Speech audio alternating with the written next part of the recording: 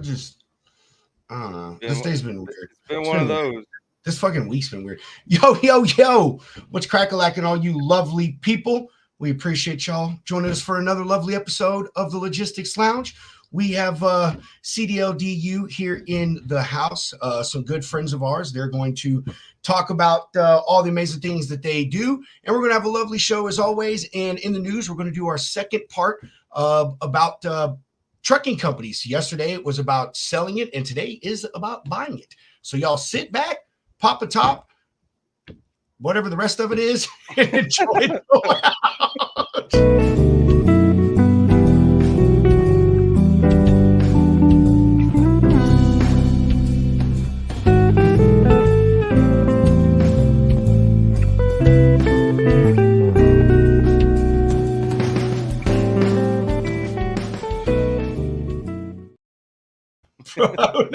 I think, kick back, relax, enjoy the Something. line. Yeah, I think I said it.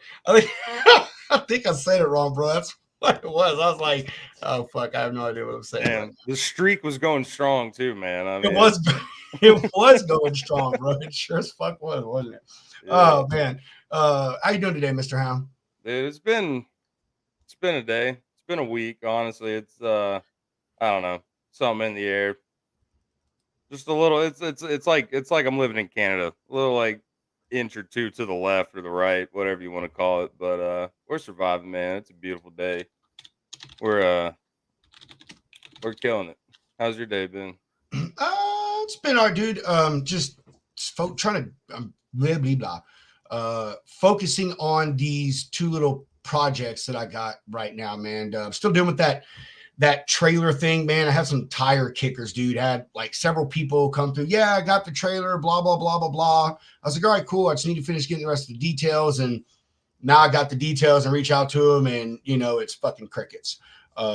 So yeah, trying to deal with that. And then I got this other deal, little reefer load running from Tacoma to Boise twice a week. So yeah, trying to find somebody to put on that. I think that would be pretty easy.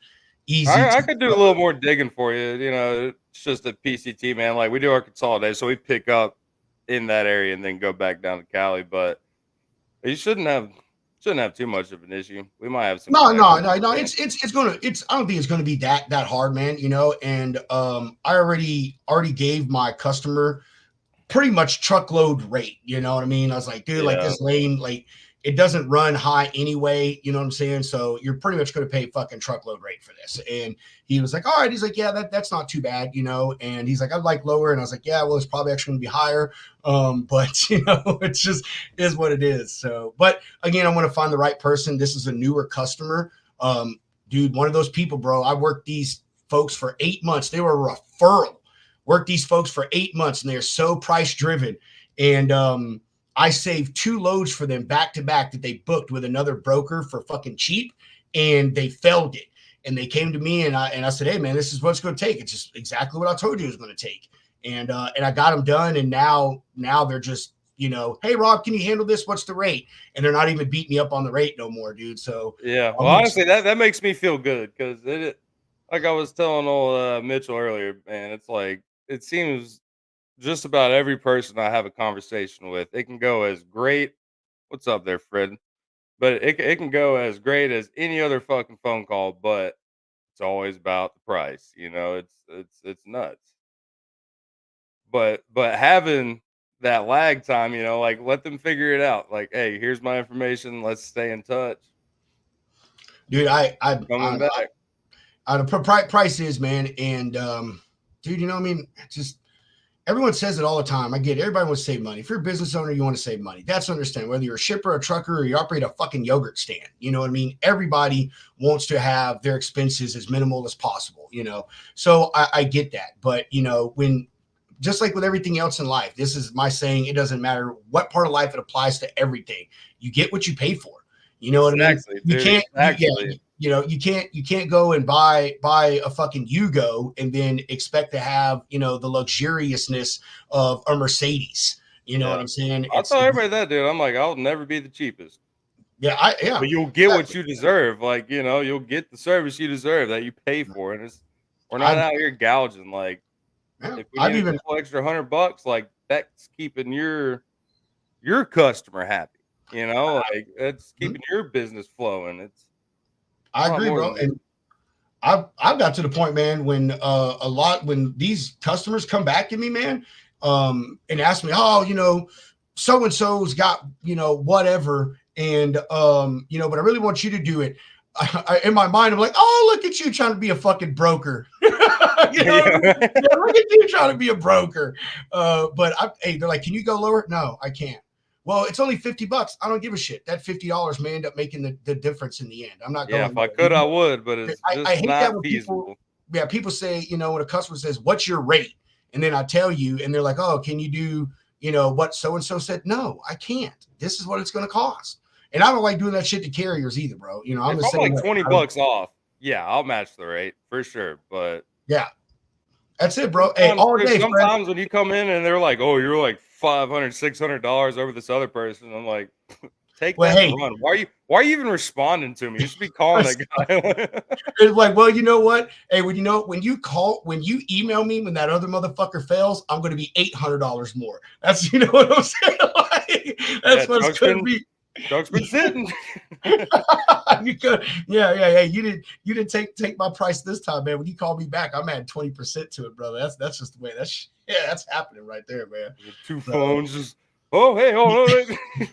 yeah, but other than that, man, yeah, it's been chill, dude. Just working those things and Well, yeah, dealing with craziness, dude. Dealing with getting just that weird work in, man. yeah, it is getting that weird work in. That's exactly But hey, right, that's niche, man. You figure it out, and it's ain't nobody gonna be able to touch that.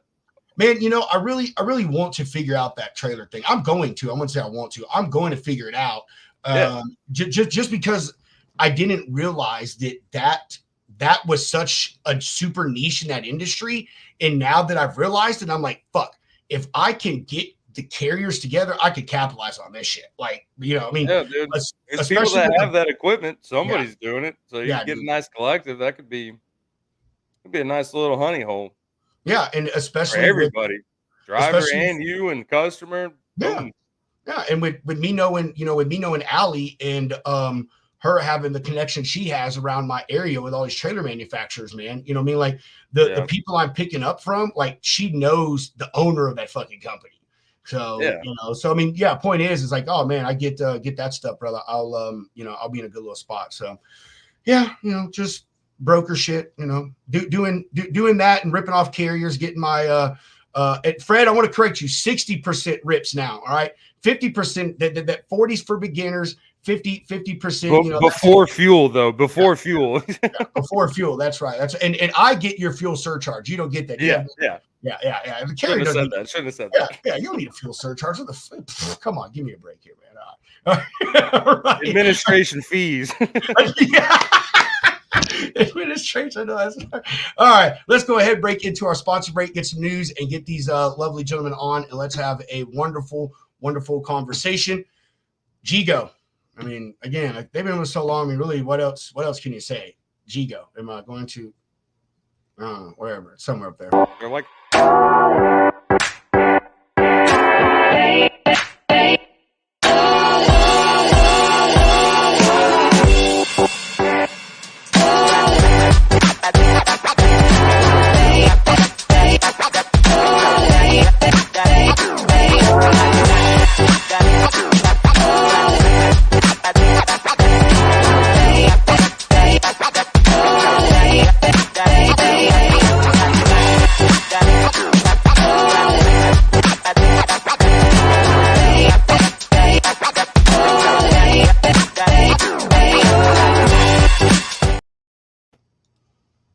Sureline.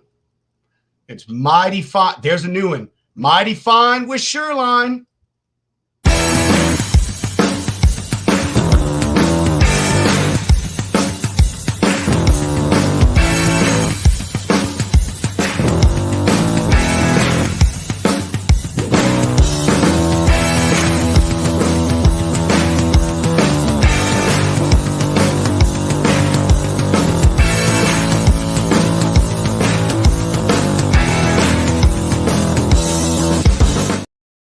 We need to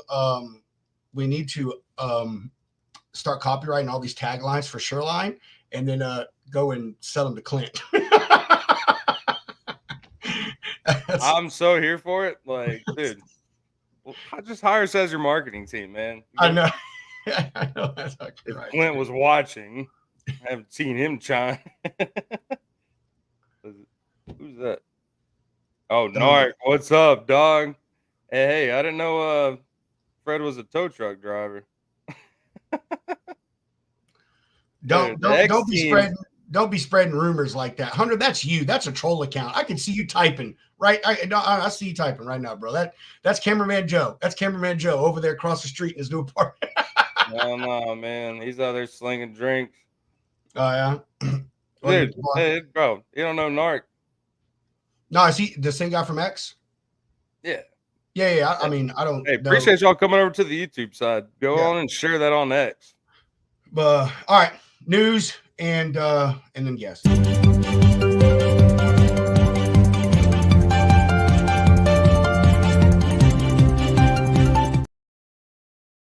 Okie dokie, artichoke. Like I said yesterday, we had a little two-part series here from CCJ. Here is the second and final part. As you can see, this one is talking about if you are the one looking to buy the trucking company versus selling it. And article goes a little something like this. In this ultra competitive trucking sector, growth hinges on strategic moves that go beyond your daily operations. From market expansion to cost efficiency and bringing on new talent, along with having a competitive advantage for an acquisition, can make a multitude of opportunities for you. They say that first and foremost, you need to have a clear objective of what you want out of the acquisition or the merging of another company with your truck company. This is a critical step that many buyers often overlook, as many believe that an acquisition is just simply necessary to grow, says President and CEO of Tinney Group, Spencer Tinney. Hopefully I'm saying his last name correctly. The article has a bunch of stuff in it from this guy amongst some other folks. I'm just going to go ahead and get right to the tips, but please do go and read the entire thing. They talk about certain people that you should bring on during an acquisition, like a financial advisor, an accountant, someone to have you look at the other company from a perspective that you can't see. So please do and go read the entire article. It'll drop here probably in about 10 or 15 minutes. To the tips, they say quality should be a key element for you, the prospective buyer. You should be looking for quality at every point of the interaction and of the transaction and within the company, especially the footprint in terms of location, what state they're in, and the size that they are. They want you to understand and also look at the quality and the state of the fleet. I said that yesterday, didn't I? When one of the things I added that they didn't even have in their thing was, if you're looking to sell your company, you need to keep your equipment tip-top shape, because that's a part of the deal. And folks don't want to buy pieces of shit that they're going to have in the shop fixing every other week and hire 10 extra mechanics for it. Obviously, you want to examine the quality of the revenue, including their balance between their trade lanes and the focus on what type of customers that they have. What criteria do they fit in when it comes to the rates that they charge as well? Or if they are the lower end, the higher end, the mid-level, and where does that align with the way you currently operate your own successful company? Talking about operations, they said that operational fit is also a big one. A lot of people seem to overlook whether one company's operations will be able to mesh with another one, as well as the corporate culture fit. If you're a larger company purchasing another larger company, again, that corporate culture may be different. They may have different styles of leadership and the way they view things and how they go about stuff that may wildly differ from you. And that could obviously cause issues either during the buy or even after the buy. The article recommends you find companies that are similar in lanes so you can grow from a scalability perspective. Very smart thing. I think that is a very intelligent point. They say, also, something that a lot of folks don't think about is finding something in a different line of transportation that will help you grow your own customer base. For example, if you're a dry van carrier, you may be worth looking into acquiring a flatbed or a reefer carrier to either fulfill your current customers' needs or, like I said, to bring on new customers.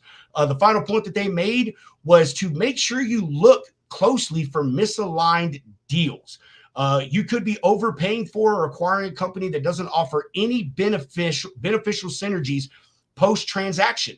They say some deals fall through to inefficient leadership or insufficient leadership during transfer of the ownership. They said also the other company could have too much concentration in a customer base that does not work for you or the direction that you want to take your company. Another thing that they said to be on the lookout for, which I think this is a really good point, is too much dependence on the ownership. They say that existing leadership may not be qualified or capable of growing or moving a business forward if the owner of that company is removed. If you're the one buying that, the owner seems to retire. And that's a very good point. A lot of these small, medium-sized companies. Yeah, see, that's the one killer to me, dude. I think someone internally should be moved up, and in that case, someone can own it, but like, who's buying these companies most of the time? Venture capitalists looking to make a big game, big companies, and those guys don't go out and look at the fleet. Just buy it and support the local community. But the smaller people, you're wanting to get out and expand your fleet. Absolutely, go out and inspect the equipment. Go check out the company, see what it's all about. Take time with it, but the bigger cats, I don't want them buying that stuff because it's going to turn into shit. Not enough middle management. Oh,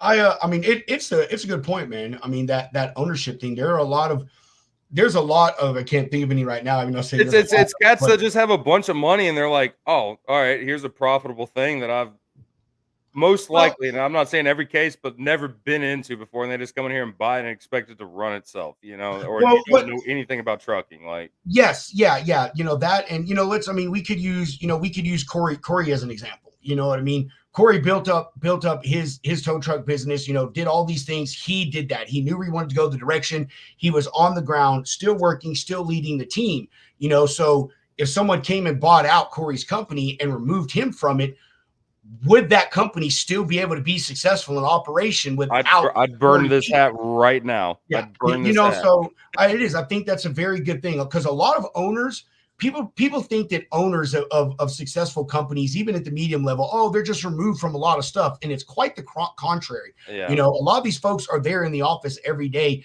making decisions, talking with people, or out there on the road. Yeah, dude, out there on the road. Exactly. Doing that's forward ship leadership, that, or what is that the right term? Forward leadership, Yeah. But it's or servitude leadership, Servitude leadership. Yeah. But like that makes the difference. And like when someone comes in and just buys a company, and I've seen it in different industries, man. Like someone comes in, they just buy it out, and they don't understand. They only understand like money, and like they just want to make money. They don't understand like like a business like DOT Roadside, that of two Roadside. That you couldn't just have some random guy come in and make it the same thing. But if you had someone that your long-standing customers, whatever, like someone that understands the culture and like the flow of the business, that's who I think should be in that ownership position. Like it's yeah, sure you can sell it, but dude, not the move. Yeah, DJ. Exactly, man. Exactly. Fred, go check out my my past post from my trip from Dallas to Cali with TJ. We actually fixed the truck in the middle of Needles, California. So it's yeah, man. Out there getting greasy. They didn't do shit. At least not the video. TJ did it all. No, I'm joking. I didn't do shit, man. No, he called old Bill out there in the warehouse. Or his main mechanic was like, "Hey, should I do this?" He's like, "Maybe not, but it'd work." So, maybe not, but that's all I needed to hear was that it'll work. He's like, "All right, we're doing this." It's 115 degrees. I don't care about the maybe not. All I had to hear is it'll work. That's all I needed to know. Well, we miss you a little bit, Josh. Just a little bit. Just teensy weensy. All right, there you go. Few tips to be on to take into account. You're looking to buy a truck company. Like I said, do go read the full article for Intershoe. There were some other good points in there. I think this is a great thing because right now there are a shit ton of buyouts, mergers, acquisitions. Companies are going bankrupt. So there's the opportunity for a lot of Chapter 11.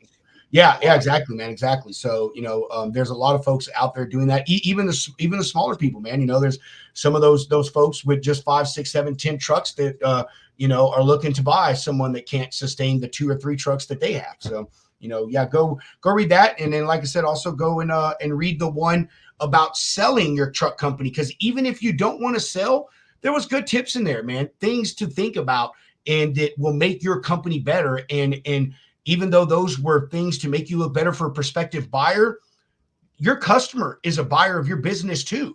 They're buying into you, your brand, your look, your equipment, your operations, all of that stuff. So, go back and read both of those articles. You see there on Commercial Carrier Journal, and there you go. Anything else you want to say about that?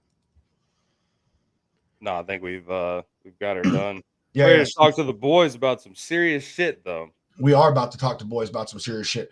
All right, dude. Oh, hey, I want to tell you this before I bring this video on. I learned something with Filmora today, and I want to see if you can notice it in this video. I made part of this video with Filmora, so I just want you to see if you can notice it. All right, all right, everybody. Here's Daniel and Mitchell with CDL Drivers Unlimited.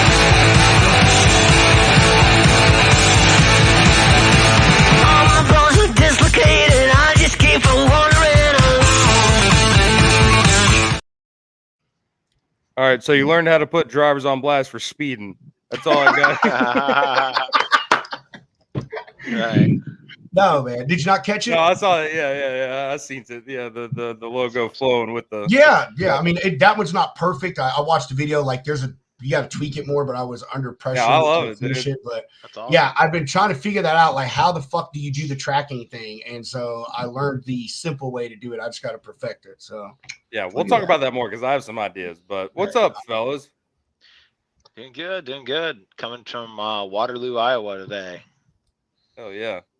Welcome to the lounge, Daniel. I would say welcome to the lounge, but you've been here before. But been a while I since we have. talked, man.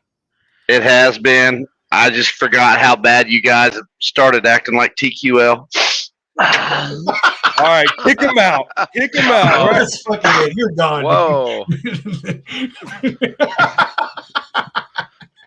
Oh man, you use dirty language like that on here, bro. That'll get you blocked and canceled. Yeah, okay. We work for LQT actually, so no. And you know what? Hey, you're right. I'm gonna use this from Hunter. Hunter doesn't even remember this, but you're right. We are like TQL, total quality lounging. Damn! Wow. Trademark. We're coming after you, Ken. Yeah. All right, gentlemen. How are y'all doing today? Steven, thanks for joining us, man. What up, Redneck? Yeah, we're all. Yeah, He's pretty good. I'm getting my headset on. Getting his headset going. Okay. 2 inches. So, how's your guys' day going? Mitchell, you started first. You said you're in Waterloo, Iowa. How's your day going? What are you up to? It's going pretty good. I just got back from doing a cabinet run down in North Carolina. It was definitely some fun. Yeah, I was able to finally have my wife out on the truck for the first time, and thank God she was there because it turned into a royal mess. And so the extra help was definitely welcomed on board. But yeah, I got back about 3:00. We parked up, and boss got us a hotel for the night, so we didn't have to idle. Yeah, just been just continuing to build my career. I'm finally I don't know, for any of those that have ever followed me, I had kind of an interesting start with my career. I come from multi-generational background in trucking, but it wasn't like I was left like a truck from my dad or anything like that. Learned a lot from watching my dad's failures and where he went. November of 21, I lost my dad to COVID, and I had to kind of pick up the torch or put it out for our family in trucking. And I started along the way of a lot of people have to start in trucking. I had to get my CDL and put in my time for 2 years with the mega carriers. I started off with TQ. Not TQ. God, you got that word in my head. Whoa. Yeah, the No, truth TMC. comes out. TMC. Truth comes End the out. stream right now. We'll restart. Yeah, I got started with the McCall Corporation out of Des Moines, Iowa, and that was there was a lot of good things about it. Learning the ways of flatbedding, learning what like my dad taught me wrong maybe, and learning and perfecting the art of what I call flatbedding. Right, like load securement is a big thing. I love doing it. I spent like my first 6 months there, and then I actually ended up going kind of what I view is kind of somewhat in the wrong direction, because night transportation picked me up because they have their little bit in flatbedding on like an aluminum dedicated account, and it was interesting to see how Night thinks that they can be involved in flatbedding, but they just think that they can throw anybody in there. And I tried helping as much as possible, but your voice is just kind of like into the wind as far as when you're a mega carrier driver. So I did my time for the rest of the 18 months to get my full 2 years. And then through all my connections on TikTok, different truckers that I follow, different flatbedders that I follow and learn from. And I will say like that, you can learn a lot of really great things from the fellow truck drivers on social media, being newer in the game, and learning your way. And that led me through one that I follow. His name's Gypsy, and he got me a job over here at Cattle Drive Express out of Strawberry Point, Iowa. Um, and I've been loving it. It's a little bit of a mixture of flatbed and a little bit of door swinging on the cabinets. But the one thing I like about it on the van side is it's active freight. You get to be involved with the customers. You get to help unload the cabinets. You get that aspect of customer service, that active freight, that hands-on activity. So it's not just the driving; it's the interaction with people, and that I think that's part of the adventure in trucking, right? Is that interaction with the customer, and they appreciate what you do, and you appreciate their business. That keeps you afloat, keeps you going. So I'm company driver doing this now, and I'm constantly continually being mentored by like these two individuals down here. Learn a lot from Daniel, and I learned a lot from Stephen Myers, um, and what it means to be an owner operator before I make that step. um, so that's a little bit about me and my background. From Northwest Iowa. Um, how I got involved with CDLDU. So that that was also a bit of an adventure. Being in trucking for any amount of time, we all start to realize what issues there are. Mine was a bit of an interesting perspective, like I said, coming from like the multi-generational background. I remember kind of like the tail end of like what a lot of people consider the golden years, uh, and then fast forward to today, when I started my career, it was like two different worlds. Now we have the ELDs, and some have to use them, some don't. I've had to use it throughout my career. I haven't been able to have the blessings of running the paper logs, but uh, so I've had to navigate how to do that and learn how to do that proficiently to make my career work the best. Um, but like I got involved in the driver advocacy stuff. um, Tried up with some different organizations that came and went. They've had their failures and their crashes. I don't know if you guys remember, a couple years back there was the North American Drivers Resource Association that just kind of it was a bunch of drivers tried to get together and tried to be the voice of the different issues in trucking and make some changes. It didn't really go much of anywhere because there was a lack of core infrastructure. Um, that crashed out, and I came across 2 years ago. It was Matt's of 2022. I came across CDLDU, met up with like Lee and Lisa Schmidt and Daniel Kors. the Heffernan brothers, and they were working on this project called CDL Drivers Unlimited. And here we are, another year or so down the road, and we're still working on like our core infrastructure, but like we've been, with the knowledge that we've gained and the people that we've gotten together, we've been able to make some yeah, I cannot make a living 70 hours. Yeah, you're doing something wrong. Right. Yeah, if you can't make a living in 70 hours, you're doing something wrong. Totally agree. So where was I going with that? So we we realized the issues at hand, and we just try to look for ways to just be active and be true, like grassroots. That's what CDLD is about. There's no there's really no money involved. We have our core members that kind of keep the money to keep what we have going, to keep our organization afloat. But nobody's paid, and we realize core issues like the driverless autonomous trucks and how we can influence that. We've had some big influence at Matt's about broker transparency, and broker fraud, all those different subjects.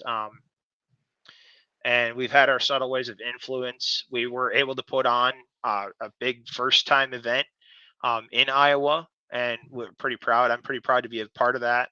Last December 21st, we were able to get together with the candidate Vivek Ramaswamy, and we put on the first of its kind trucker summit, and actually got truck drivers together. And we got him to be informed on some issues in trucking and help us get the voice out there more of these issues, and how we've just had varying levels of influence over things like speed limiters, as I said, the broker transparency, broker fraud. We've had conversations with him that then led to, like, we've seen the recent announcements that Vivek made about Chevron deference. We had some conversations with him and continuing conversations. And so we've had a small part of influence on that. But it's all just been just a pure grassroots movement towards just trying to think about where the future of trucking is going and making it a sustainable environment so future generations have a stable job. And that's where we kind of go. Mitchell, you've had a long ass fucking day. I just bro. want to, yeah. You've had a long ass fucking day. Hey, Damn, dude. God dang, that was a long day. No, I'm playing, man. I'm fucking with you. Sorry. Hey. Yeah. Just I love messing it, though. with you, Everything's man. led up to today, so Yeah, fuck everything's man. led up to Love today. it. I'm just giving you shit, bro. Yeah. I'm just messing with you. Hey, Sorry. hey, No, that's, don't be sorry, bro. I really That's just interview passion. things. Yeah. oh man. Hey, thanks, Mitchell, dude. I'm glad that you did share that. We were talking about that backstage, man, about you being a multi-generational driver and stuff, man. And I think that's great. Being a driver is one of those things that is continuing to be a multi-generational deal. We had a little stint there where everyone wanted to get out of more of these type of industries and everybody go get a college degree and all that stuff. And, people being in it. I do consider being a driver a service industry job. You may not see it that way, but I do. I mean, you're providing probably the most important service to this country. And, so there's no shame in being blue collar. No shame. Dude, I know some blue collar people that make white collar people money look like pennies on the dollar. I'm serious, man. I'm for real. Daniel, man, everybody, yes, sir. Like, dude, you've been on the show before. Everyone knows who you are. If y'all do not know, Daniel is our resident tinfoil hat and unicorn bathrobe wearer. You may remember him from such shows as No, I'm playing. Golly Moses. Hey, we've not had you on in a professional sense, Daniel. So No. Yeah, first, man, how you been? How's your day? And tell us how you got involved with CDLU. Today's been a cakewalk compared to yesterday. Yeah. Yesterday, Tuesday night, my wife and kids went out and picked, I don't know, somewhere around 35 dozen ears of corn. Good Lord. We had 3 30-gallon totes and an 18-gallon tote full of corn sitting in the yard. Oh, fun. Tuesday night. So I was supposed to come up here, pick a load up yesterday, and come up here to over here to Illinois. I wasn't going to go to the house. Well, I was going to go to the house. I just didn't tell the wife I was going to. So I'm on my way home yesterday. She doesn't know it. She calls me up 6 miles from the house. Says, we got an incident. I says, what's going on? Our 8-year-old boy, you know how boys are. He's got him a razor blade knife out. He's going to make himself a spear out of a stick. And instead of pushing, he was pulling with the knife and, stuck it right underneath the nail bed, right underneath the nail, went in about a ½ inch. So I come walking in the door. She's yapping at me on the phone. I looked at her and I said, just washed out peroxide, super glued. It'll be good. Till he opened it up and showed Dad how bad it was. And I said, take him to the hospital and get him stitched up. And then we started cooking corn last night at 9:30, 10 o'clock. Didn't get done till 2 o'clock in the morning. Up and adamant. I was supposed to get up at 6:45. A buddy of mine called me at 7:45, and he's like, "Are you in bed asleep, man? I'm sorry." I'm like, "No, thank you for calling me." He's like, "No, man, I'm 2 blocks away." Yeah. An hour later, what happened? You would never believe the traffic. Yeah. But no, I got the load off, got reloaded this afternoon, sitting here, pulled into a truck stop to do the show, and here I am. But you asked, how did I get involved with CDLDU? Well, let's look at what CDLDU is. CDLDU started back in 2020-ish.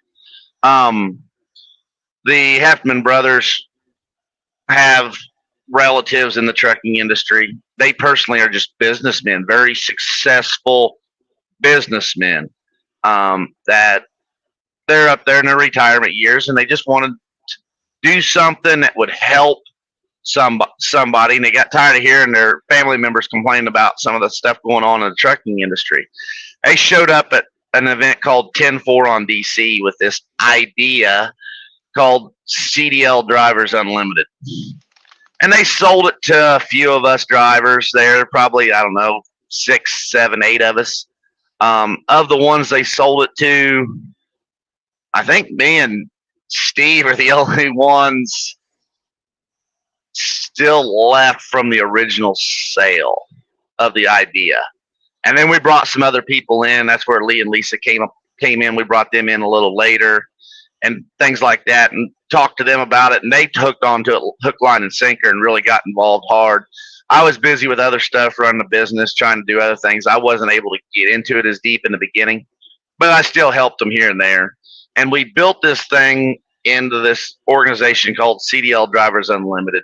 It's a for-profit organization because we still, our goal in the long run is to, besides having the advocacy side with the membership dues, that gives you the opportunity to save money by buying into certain products, whether it be electronic logging devices, dash cam footages, health insurance, truck insurance, different aspects that we use in the trucking, fuel cards, stuff like that. The goal is to bring those kind of things in as well.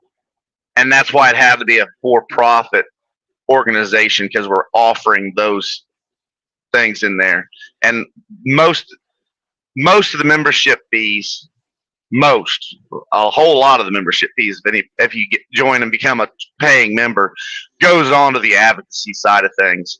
And we advocate for the driver and the small carriers.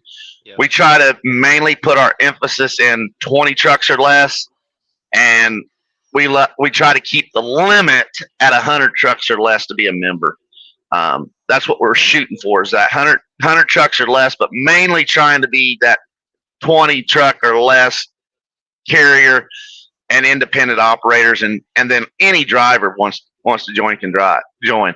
We don't care if you're a mega fleet driver like Mitchell was, unfortunately, driving for the enemy. But no, that's what we were for. And our main goal is to hold our representatives accountable for what they say they're going to do.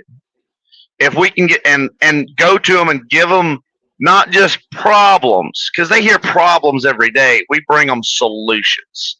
That's what CDLDU is a combination of drivers bringing solutions. That's a beautiful thing to hear that, the donations or the, paid membership actually go towards something beneficial to the driver. And not the big guys. I love that you said 100 trucks or less, because what benefit does a 500 truck fleet have with something like CDLDU? Not much. Like, and No, especially like in these days, man, like it makes me it wrenches my gut to see like family owned trucking companies filing chapter 11s day after day after day. It seems like there's 2 or 3 every single day. And that's just not helping out at all. So big advocate for the smaller guys. Sorry to ramble on like that, but Daniel gets me fired up, dude. I'll never forget outside of the Cracker Barrel at Matt. Daniel, you're the fucking greatest, bro. You became like my homie at Matt's when fucking Daniel is at Cracker Barrel and they say, "What's the name of your party?" The Lounge. How many? The Lounge. How many in your party? I don't know. 27. Yeah, 27. And they look at me and go, "What? You heard me. 27." And fucking there's people walking out giving Daniel the stink eye, literally saying, they're shutting down half the fucking restaurant because of you. Yeah, that's right. They're looking up at that 6'10" motherfucker right there, dude. I ain't know this guy, but he's on our team. Yeah. Daniel, so I do, man. I like you, man. You're a great guy, man. I'd call you a friend. We've talked a lot on the show and spent some time together at Matt's, and don't take this seriously, because I know. Do you know Fred, Daniel? Does Daniel know Fred Stair? I don't know Fred personally, but I talk to him a lot on X Spaces. I know that he's trolling, but this is a great question to lead this into. Okay, there are a lot of driver organizations out there. You guys, as far as driver organizations, are just like every other part of this industry. When it comes to brokers and carriers, you have those big acronym companies, right? That just everybody knows, and they're the ones that everyone goes to and runs to, but they have a lot of problems. So, Fred made this as a joke, but what makes you guys? He said it's just like Noah. Nice. So what makes you guys, different from some of these other organizations? Mitchell, you had talked about one that you were part of that didn't go right. Fred listed one. We all know who the big Mitchell. I like what you say. You call him the 5-letter monster. Absolutely love that. So what makes you guys different over there at CDL Drivers Unlimited? And either one of you can take this question. The number one core people we go to talk to when we go to DC is not the FMCSA. Yeah. That is not top priority to stop and see the FMCSA. With all these other organizations, that's where they want to start. The FMCSA is not where you start at. The FMCSA, all they are is a bureaucrat. And with Chevron deference going through, they've lost so much of their power. So we go straight to Congress. We go and we build relationships and allies out of Congress and force. That's where we want to be at, because we want to make law, not regulation. Well, we're an alliance. We don't just stop at just trying to make the government solve our issues or bring the solutions to government. No. There's things we can do ourselves. We look outside that. We've made partnerships with like Freight Validate and Dale Prax.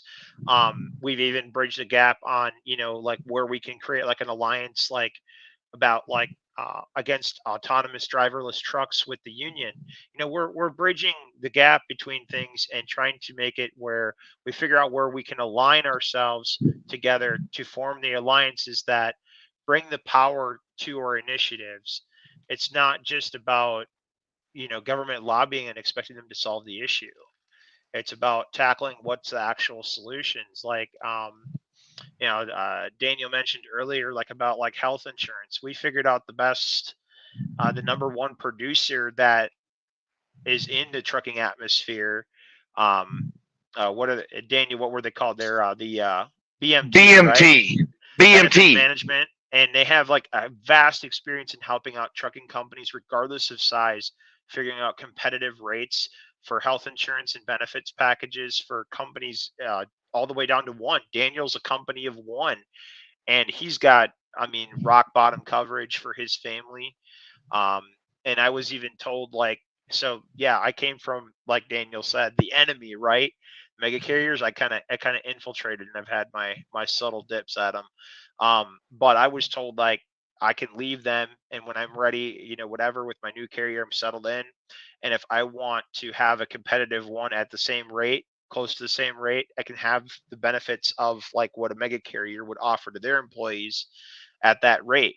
Um, because of the volume that they've harnessed through themselves as insurance people, they can then parlay that and utilize that leverage to get those kind of rates for all the way down to the smallest guy out in the industry. And I think that's a huge game changer, because that's 27% of our industry doesn't even have basic health insurance.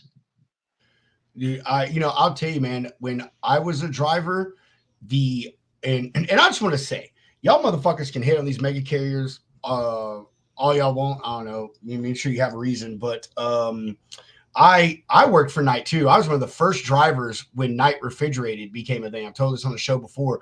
I worked for Knight Refrigerated. I worked for a subsidiary of FFE, and I worked for US Express, McLean, and PFG, all billion-dollar companies. I love them. I never had a fucking issue. I think when it comes to mega carriers, as far as drivers and issues, I'm sorry to say it, drivers are usually the fucking problem.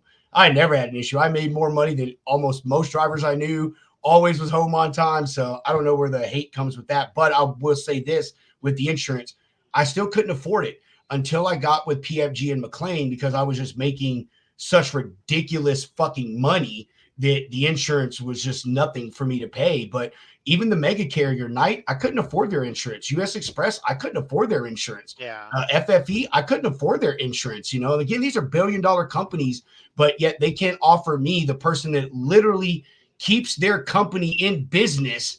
You can't offer me affordable health care and a good retirement plan, and and all these other little, what I consider just small benefits. So I think that is a very, very big issue, especially amongst the owner operators, having access to good insurance, and not just health, man. Health, life, dental, truck insurance, all kinds of things, man.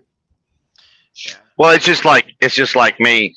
My health insurance, I was paying I was paying like $800 and some a month with BMT and some of their advice on what I needed to do to fix the problem. Because I buy mine off the marketplace. I'll admit it. I buy my insurance off the marketplace. I changed a little bit on my income on the marketplace, and I went from paying $800 and some a month, paying $9 a month, and I actually increased my salary.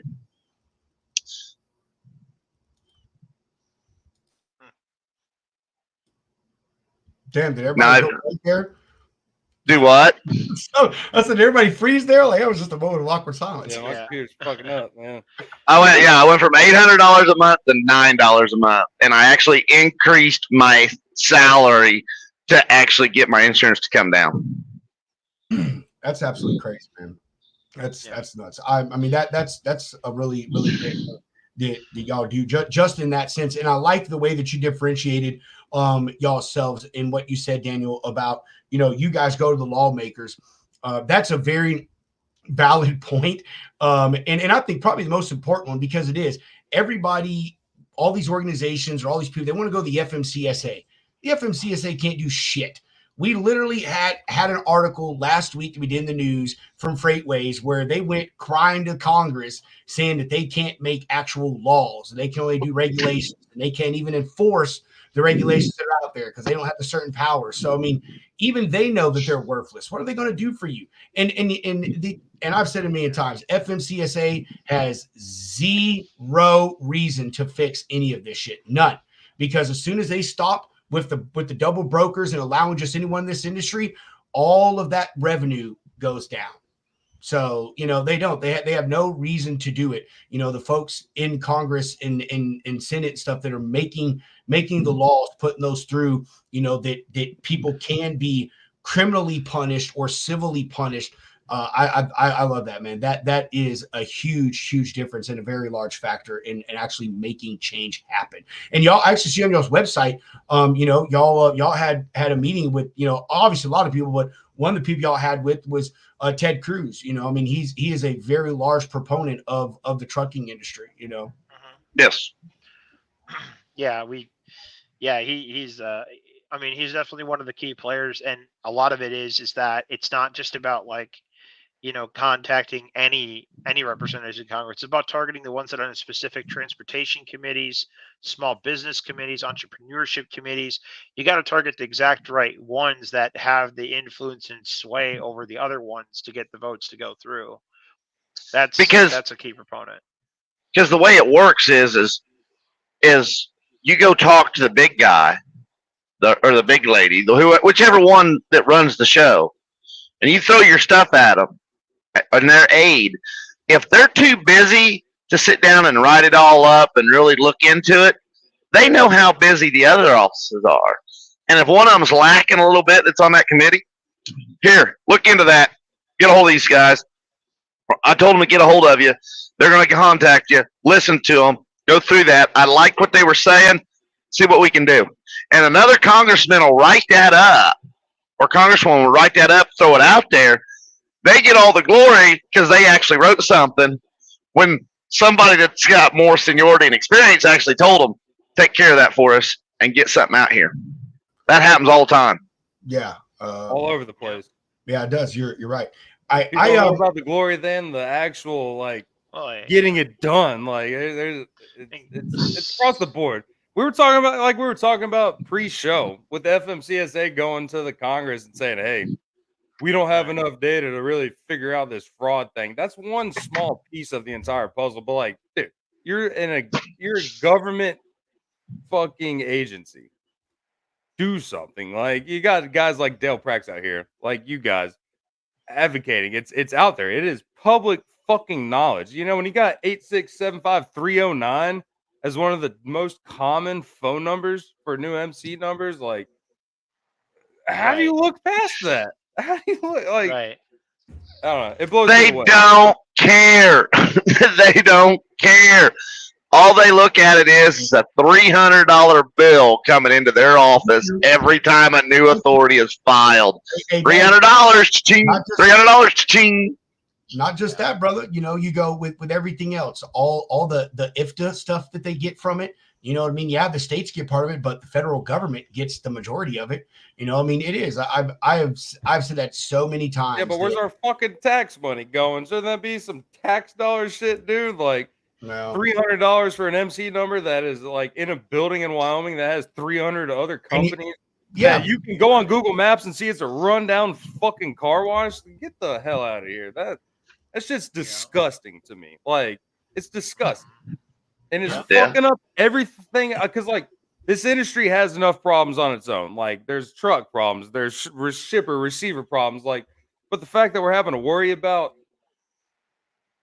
scumbags, dude, scumbags. And there's good drivers like you, Daniel, and you, Mitchell, and you, Rob, back in the day. Dude, y'all out here trying to make a fucking penny, support your family, do good, be a functioning piece of society. And the FMCSA is just I don't know. Right. Well, and it's because it's made up of a bunch of them that they don't have a true stake in the game, right?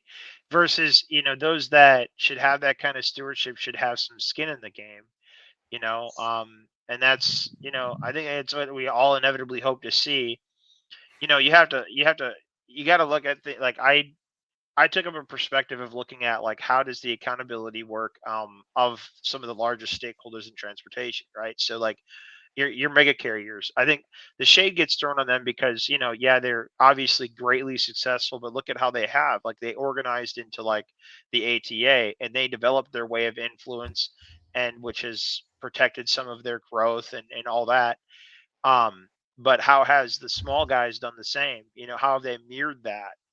Um, and how they mirror that kind of, I believe, holds sway over their success and how they're gonna have their influence to protect themselves. Yeah. Well, I mean, mega carriers are mega carriers. They're gonna touch things that even us as like small brokers or smaller carriers, we can't touch the stuff they're doing. I can't give you 1,500 trailers at your disposal. Like, there's things that are Right. different. But you look at coming back to the FMCSA, they're fixing problems. But what was that one news article we had, Rob? They fixed something on like more vetting processes, and it was for the household goods Yeah, carriers. that's it. Like, Because yeah, and even Dale touched on that. That's a big point that he makes. Oh, Daniel, the audience says, move your mic away from your fucking mouth. You're blowing my speakers out. Oh, they're always bitching damn, about Daniel. that. There you go. There you go. Fucking Back at it anyway. again with the loud mics. But anyway, They're like always bitching about that. Dale said, they obviously not admitted to this, but the household goods industry is like 5%, or it gets extremely low percentage of all motor carriers in this industry. So if you're going to have to go through data, do you want to go through 90% of the data or 10% of the data? And it's just their way to do a cop out, and to people Right. to people on the outside who don't understand, and I'll even brokers, they see, oh man, the FMCSA is going to start getting into it. Hey, dumbass, did you read at the very bottom of the article where it said household goods industry only? It fucking doesn't matter, because none of us, I know one person that does household goods. That's Nizreen. And even she says, she's like, we never get inspected. Like, they do not ever get pulled in to get inspections with DOT. Always get the green light, all that stuff. So she's like, anyway, yeah. But those cats have the low. They have. Oh, look, there's Dale. Thank you, Dale. 1.5%. Dale. Boom. Dale, links coming your way, bro. Oh no, Dale. I'm sending it over right now. My question is this: like, dude, you see household. How goods many moving miles? companies. How many miles do they move? How many miles does a household mover put on his truck? Hey, I gotta say, no, hold on. I'll back usually- up on. I'll say this. I have had some friends that have been in the household goods industry, and depending on who you work for, especially if you're one of the folks that have some government contracts, those motherfuckers run.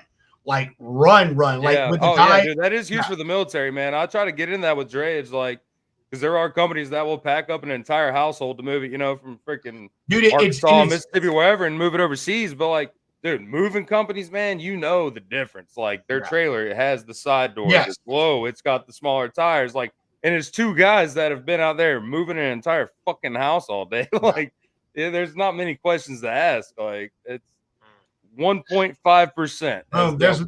There's what Dell says. They only care because it affects the consumer directly, and that's who votes for Congress. That's exactly it. That's exactly it. How many consumers are paying attention to the FMCSA on household goods? Like, hold on, I'll tell you. Who pays for household good movers? White collar, DOD, and politicians. That's true. Very good point, bro. White collar, wealthy, white collar, and DOD. That's who pays for household movers. That's why they do it, because those are the people with the money and that pay the taxes. All right, so hey, I want to. Damn. But Dana, you just dropped some knowledge there. Yeah, it's true though. I mean, Dell said it before. I mean, Daniel just reiterated. We all just reiterated. It is. Moving's expensive, man. If I wanted to move across town, it'd cost me $2,000 easy. Brother, cost me about $50, baby. U-Haul's right. Oh, I mean, yeah. But like, if I had like a five-room house, all the furniture and shit. I mean, dude, I've loaded up some U-Hauls, dude, and that shit sucks. That shit sucks, man. But like, Moving, yeah, moving across town is simple. You haul and 2 or 3 cases of beer, Wait. call your buddies up, and boom, it's done. Are you serious, Corey? Corey, you're going to have to like explain that. Corey says we have to check the household goods box in the car biz and then pay an extra for an intermediary. That is interesting, Corey. We'll have to have you on to explain that. There you go. There's more of the trickery and the shenanigans that is the FMCSA and the bullshit that they pulled. That is absolutely crazy. All right, hey. So I want to start talking. I want to get to more of these topics or more of these things that you guys are fighting.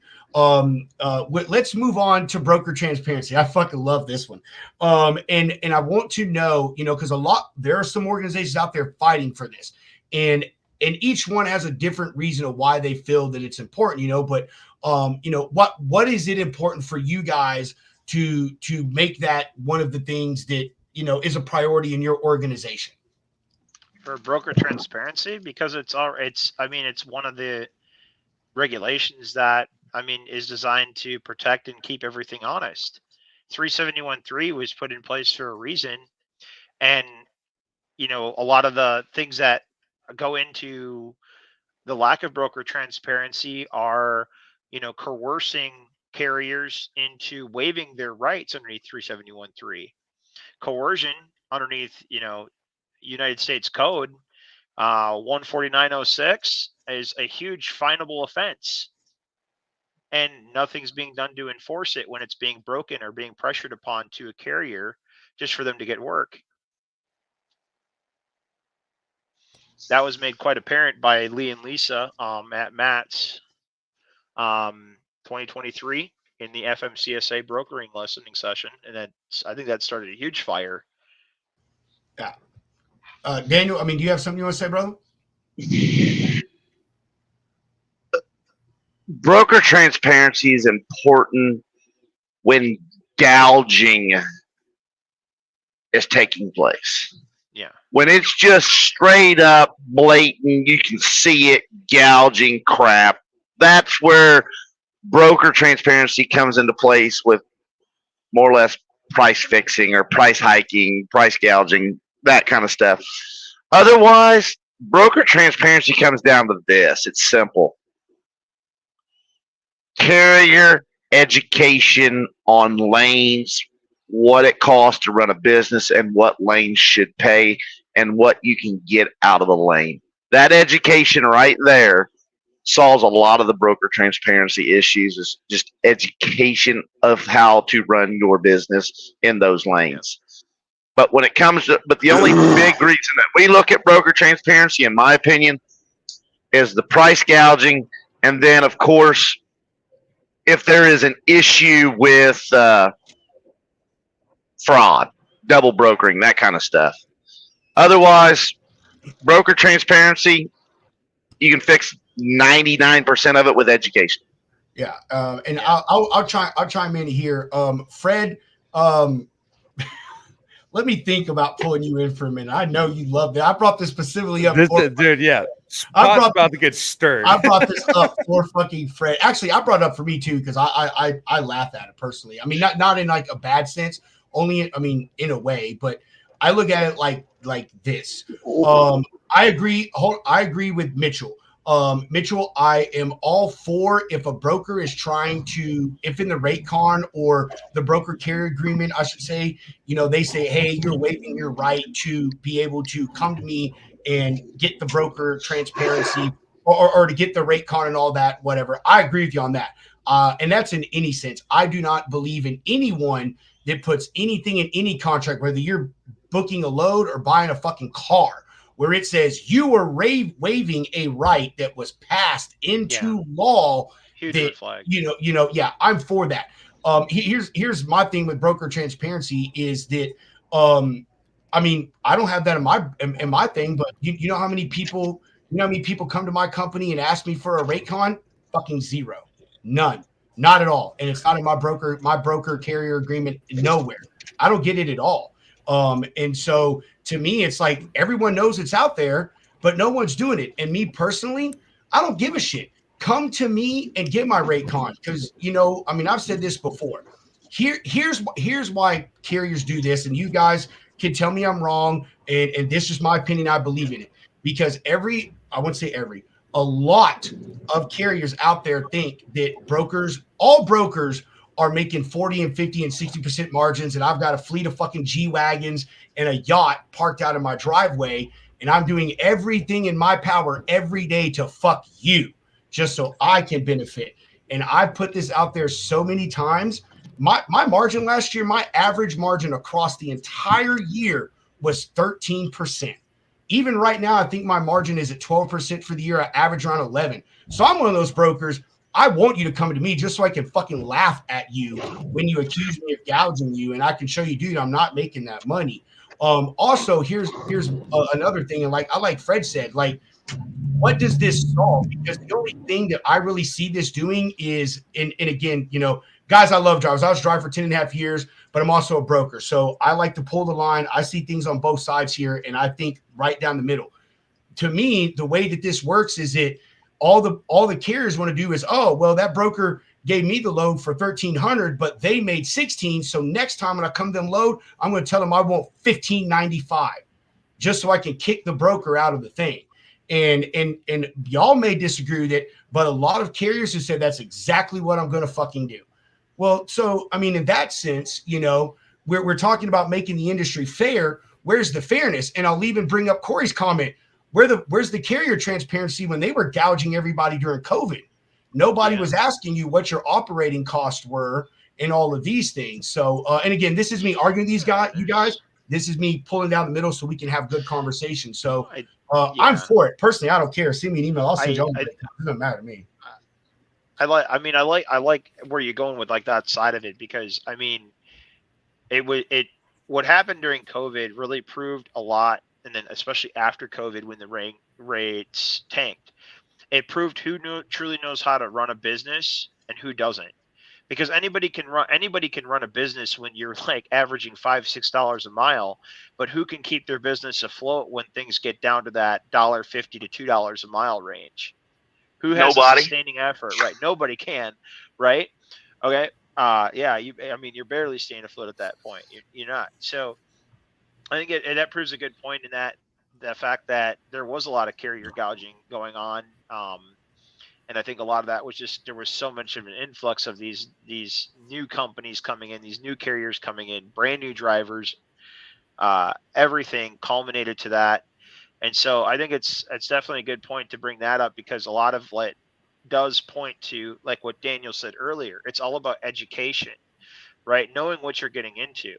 And I have to say that's got to be like the holy grail of wisdom in trucking is getting your education right before you make the steps that you can manage. What y'all should be for is shipper transparency. That's what you should be fucking for. Is shipper transparency. There you go. That's what you should be for. I'll tell you, everyone thinks brokers run this industry. Brokers do not. Shippers are the begin and end all in this industry. They are it. To a point. Go ahead, Steve. You had your hand raised, man. I don't want to let you not have your chance, brother. Can you hear me? Yes, we can. Before I get started, just because you're not don't mean others ain't. It's just like the same as always. There's that one that gives the rest of them a bad name. Well, there's been that one to give the rest of y'all a bad name. Just the same way with us.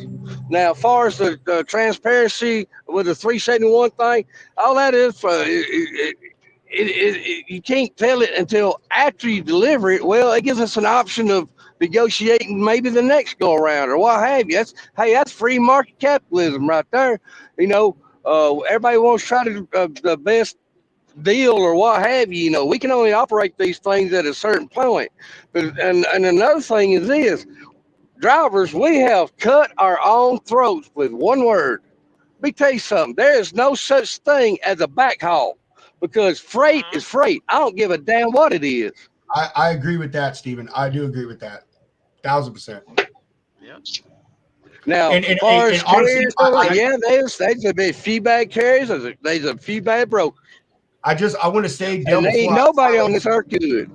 before I let you talk, Go I ahead. want to say that guys, your answer is the answer I'm looking for. Is for educational purposes. I get that, because as brokers, we run on data. That's what we run on. We run on the data that we get from the places that we have. And I will say this, in a lot of ways, it's unfair to y'all, because the data that we have is available to you, but a lot of carriers don't know where to go to get it. A lot of carriers don't understand how it's gotten in the way that it works. So, and y'all's first line is us as the broker to be able to see, hey, they got this. This is what they were paid. This is what they give me, and in exclusion in that sense, the rate board says the lane's paying this, but this broker is obviously getting this every time on this lane. So, the rate should be elevated a little bit. The market data is obviously wrong. So, I do love the answer that y'all gave. And if everyone saw it like that, that would be great. But unfortunately, I feel that a majority of them see it the way I said. Is it so next go around they can try to be, the one to do things. And I get that. Everybody's got to make their money. Dale, go ahead, Dale. Yeah. Hey, I just want to talk a little bit about broker transparency 371.3. It's great that I think the carriers should know what's going on, but I think that the fight's happening the wrong way. Going to Senate and, using OIDA and all those things, I think we're asking for the wrong thing to make a senator listen, right? We're saying, I want to know how much the broker's making. The real reason that 371.3 came about back right after deregulation was for constructive trust, to make sure the carrier got paid when the shipper paid the broker. So what happened is transparency law came in so that nobody could go to bankruptcy, because we could look at the records and see when the guy was paid, how much is paid, when he paid his people, so that when it comes to bankruptcy, the guy doesn't have a leg to stand on. The trucker gets paid first. That's why the record's got to be kept. And this crap of TIA trying to go back and get a waiver to that's like saying, I want a waiver that I can kill anybody I want. It's a law. You can't get a waiver to have somebody break the law. So I think that if I were an owner-operator, I'd be fighting it in the way that I want to make sure our industry gets paid by these crooks that go out of business. Transparency, the amount of money they make is second. Let's fight that internally first. Let's get the law fixed, and then we can go on further.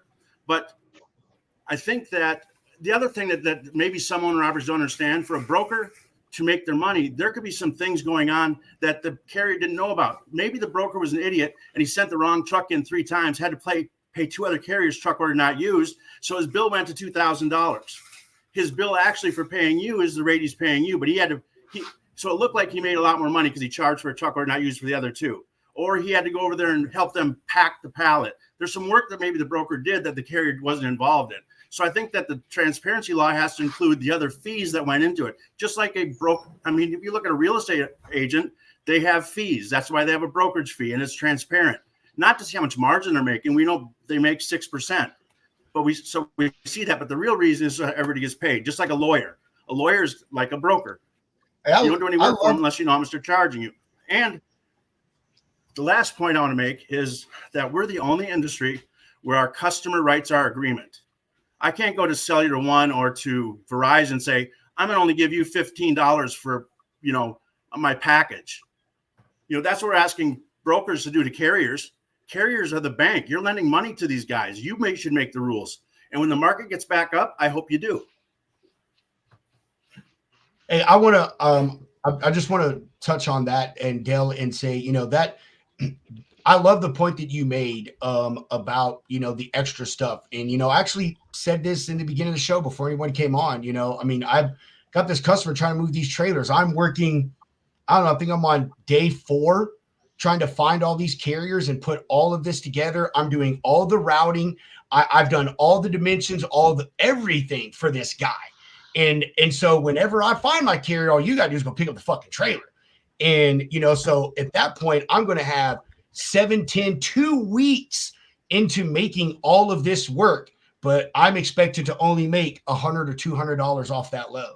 So No. it's like, And then I'm just saying, Daniel, I know to you, but I'm saying, like, No. When anything goes bad, the brokers want all these different vetting packages and all these pricing packages, spending all this money to protect fraud. When Everything to me in this whole world goes back to the Federal Motor Carrier Safety Administration enforcing the laws that they wrote. If we didn't have fraud, the brokers would not spend a bunch of money on vetting policies. If we didn't have fraud, drivers wouldn't be getting screwed. The fraud starts with those clowns. If they start doing what they do right, then we can go in there and say, now let's do our jobs. Let's let brokers not charge a tremendous amount of money because they're paying $2,500 a month for highway. Let's stop from brokers having to pay for a rating system. Let's get friendships together so we know what the rates are going to be. The problem with our industry is, number one, the FMCSA has gone awry. Number two, brokers and carriers stopped talking to each other the way they used to back in the 80s and 90s. Go ahead, Daniel. You get screwed back then too. See the smoke. Hey, I got one question. You see if you all make like $100-200 off that load or what have you, how many loads a day you do? It doesn't matter. It doesn't matter how many loads a day I do. I put all of that work into it. That's what I mean. Again, I'm not trying to argue the point here too much, but in a way I am, I mean, I get it. Every carriers have all this stuff, man. And I am not talking about 40% margins. Did I make a 40% margin today? Actually, I made a 52% margin today, but it was on like a $500 load. So you know what I mean? And they talk about the carriers gouging during COVID. Hey, the brokers are just as guilty now. They said when we caught lies, they was getting 60 to 70%. We wasn't getting squat. We get like what, $1 a mile? I think what it really comes down to this, and I'll tell you, the old school drivers, a majority of them that I think say it best, and their thing is all you should know as a carrier is what does it take for you to run the lane, and as long as you get paid that, or say not run the lane, but what does it take you to make the money you want? Whether it be $275 to put all the money in your bank, like. Then what? It almost down to the if you got driver $1,500 and the broker made $3,000, if you got the $1,500 that you wanted, who gives a shit who made what else?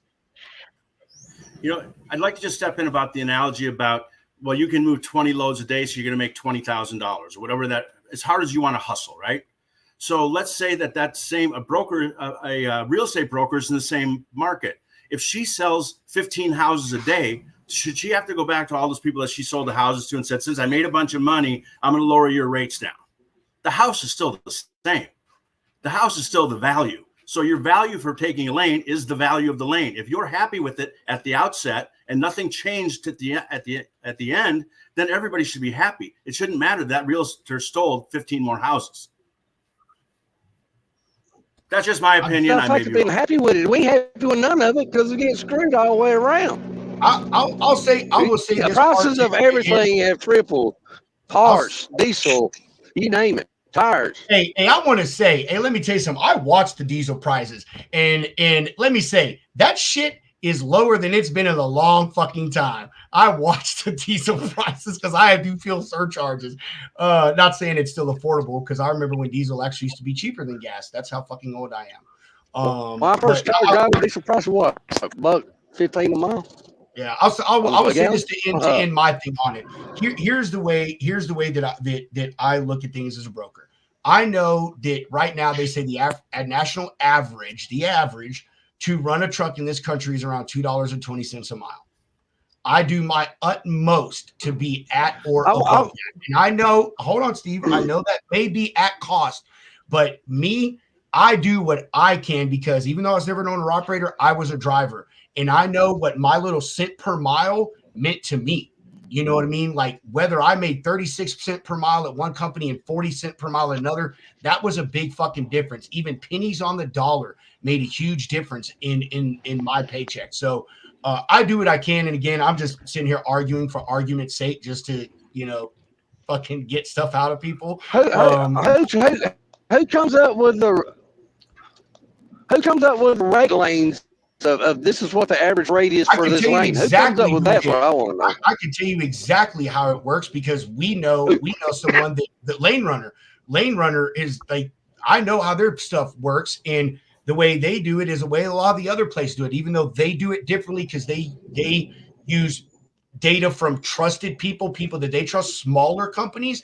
But it's all from, so when you sign up for DAT, we were talking about the agreements, right? Of waiving your fee. Mitchell, you were talking about that. When you sign up for DAT or you sign up for Truck Stop or any of these other load boards, if you read to their stuff, it has a thing in there where you can sign up to relay your data to them from your TMS. You can integrate with them. And when you get a load and you tender that load out, that data will go over to them, and then they compile that and they put it in and they come up with averages. That's the sucky shit about it, is it's always an average. It's never a high. It's never a low. It's always an average. So that's the way it is, man. The people that put in these, that buy into these load boards. So there's probably not enough drivers feeding into that, is there? But it also comes from factoring companies too. I don't know if DAT pulls from them. Lane Runner does pull from factoring companies. And they actually, and I'm not trying to give them a plug in a way I am, but I'm not, but I'm just trying to explain it. Like with Lane Runner, you could actually have an email out here driving. I don't see them beside me. You can send them your rate con data. Sorry, Fred, I forgot to put it on. But most of them, it's from people that utilize the service of the load board or the TMSs like Aljex. Aljex reports to DAT. They report to Truck Stop. They report to load board 123 or 12, what the fuck ever that one is. All of that stuff. So, and the majority of it probably is, yes, you're right, Stephen, is brokers, because the majority of brokers are the ones that are signing up to integrate with that stuff. But and I'm not saying that it isn't leveraged data or that it isn't swinging more one way than the other, but it's no secret how they get it. Like, they tell everybody how they do it. It's just, unfortunately, the majority of the data comes from the side that is opposite to yours. Fred, go ahead, bro. I know about the lanes. I built a rate quote system starting in 1998. 1997, a year before Freight Quote did theirs. Right. So I've been working on my quoting system now for 30 years, almost. But the problem that everybody does with all these quoting systems is they base it on what's been paid. That's not what the cost of the driver is. So until you figure out what it costs to operate a vehicle for a certain lane, that data is there. OIDA's got 170,000 members. If they can't pull that data together and see what it costs for a lane, that's the starting point. Then you build onto there and say, okay, what's fuel costs in that area? How much does tires cost? If they live in the Southeast, they're less maybe than the Northeast, or whatever that you got to put together the costs first. Then you can start talking about what's been paid. If you do what's paid, if drivers have been paid really crappy for the last 3 years, you can't say that's the market rate. That's the market they were paid. That doesn't make it the right rate. I think that we got to come up with what's the starting block of the rate, and then we go on to say, what does it cost to make? And here's how much a driver should be paid. Here's how much the broker should add on, so everybody's fair. I know that number is going to twitch a little bit, but the cost of operating a vehicle doesn't twitch that much. The average is, if it's a brand new vehicle and you got payments on it, if it's a paid off vehicle, of course you can put those numbers all in there, but there's got to be an average in there somewhere. Well, yeah. Or like, how about how hazard is involved in the type of freight you move? Yeah. Those become accessorials. A lot of times there's no premium. That average, they say for. All right, there's got to be an average. I'm not a driver, but we're talking about averages here, and so we see the DAT, we see drugs. There's plenty of spots for an average, but like we're thinking about equipment. How much is your mile per gallon? Like what areas are you running? How does that average get dialed in? Because I've heard people say, hey, the driver should be paid per mile what the average gallon of diesel's costing at that time, or like yeah, okay. Fred, you've heard that before. I know. I've heard it from lunatics, though. I haven't heard it from anyone I can. But dude, like, I'm here for it, but like, here's how drivers should be paid.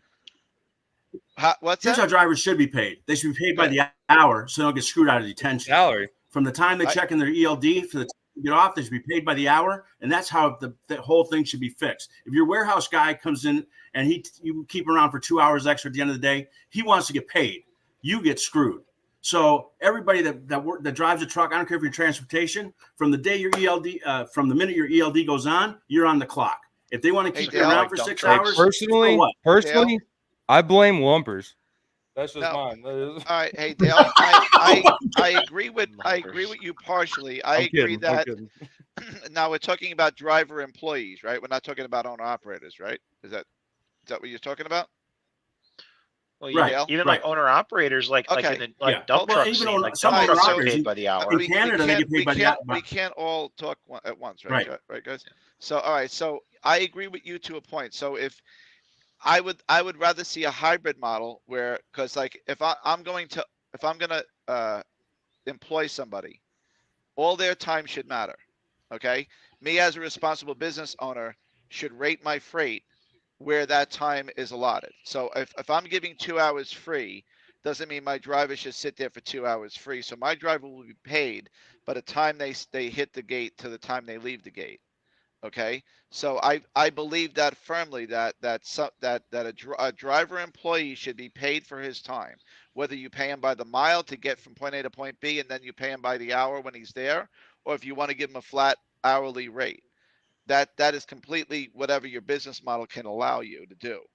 Okay, I mean, I got in here to talk about the I so-called agree. broker transparency and where what actually Michael and Daniel want to see, and if Redneck Trucker's involved in that, what does he want to see out of broker transparency? Because there's a difference between the regulation that's out there, and if you want to see the full rate prior to negotiating your run.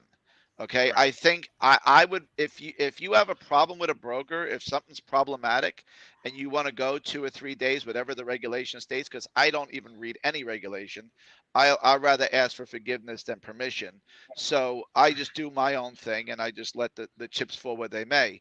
But so if I agree, if you want to, if the regulation or the law, whatever you want to call it, says that we're entitled to go back to a broker and demand to see the rate con or what the lane paid the brokerage, if that's your prerogative and you want to spend the time to do that, and the regulation sorts out that you can, that's fine. But if you want to take my ability to negotiate with my customer away, then I'm going to fight you tooth and nail to not to have that happen, because no one should know what any other business makes.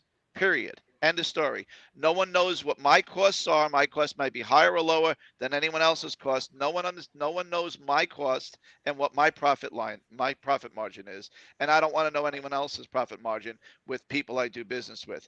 We have to deal with each other as business people and as honest brokers. I mean, brokers as far as what the relationship and the contract we negotiate, not as a broker carrier, but as business partners. So if you demand that I can't negotiate, then I'm going to stick it right up your ass and try to fight you. No, I think negotiating is definitely key to everybody's success. It's in how it's negotiated.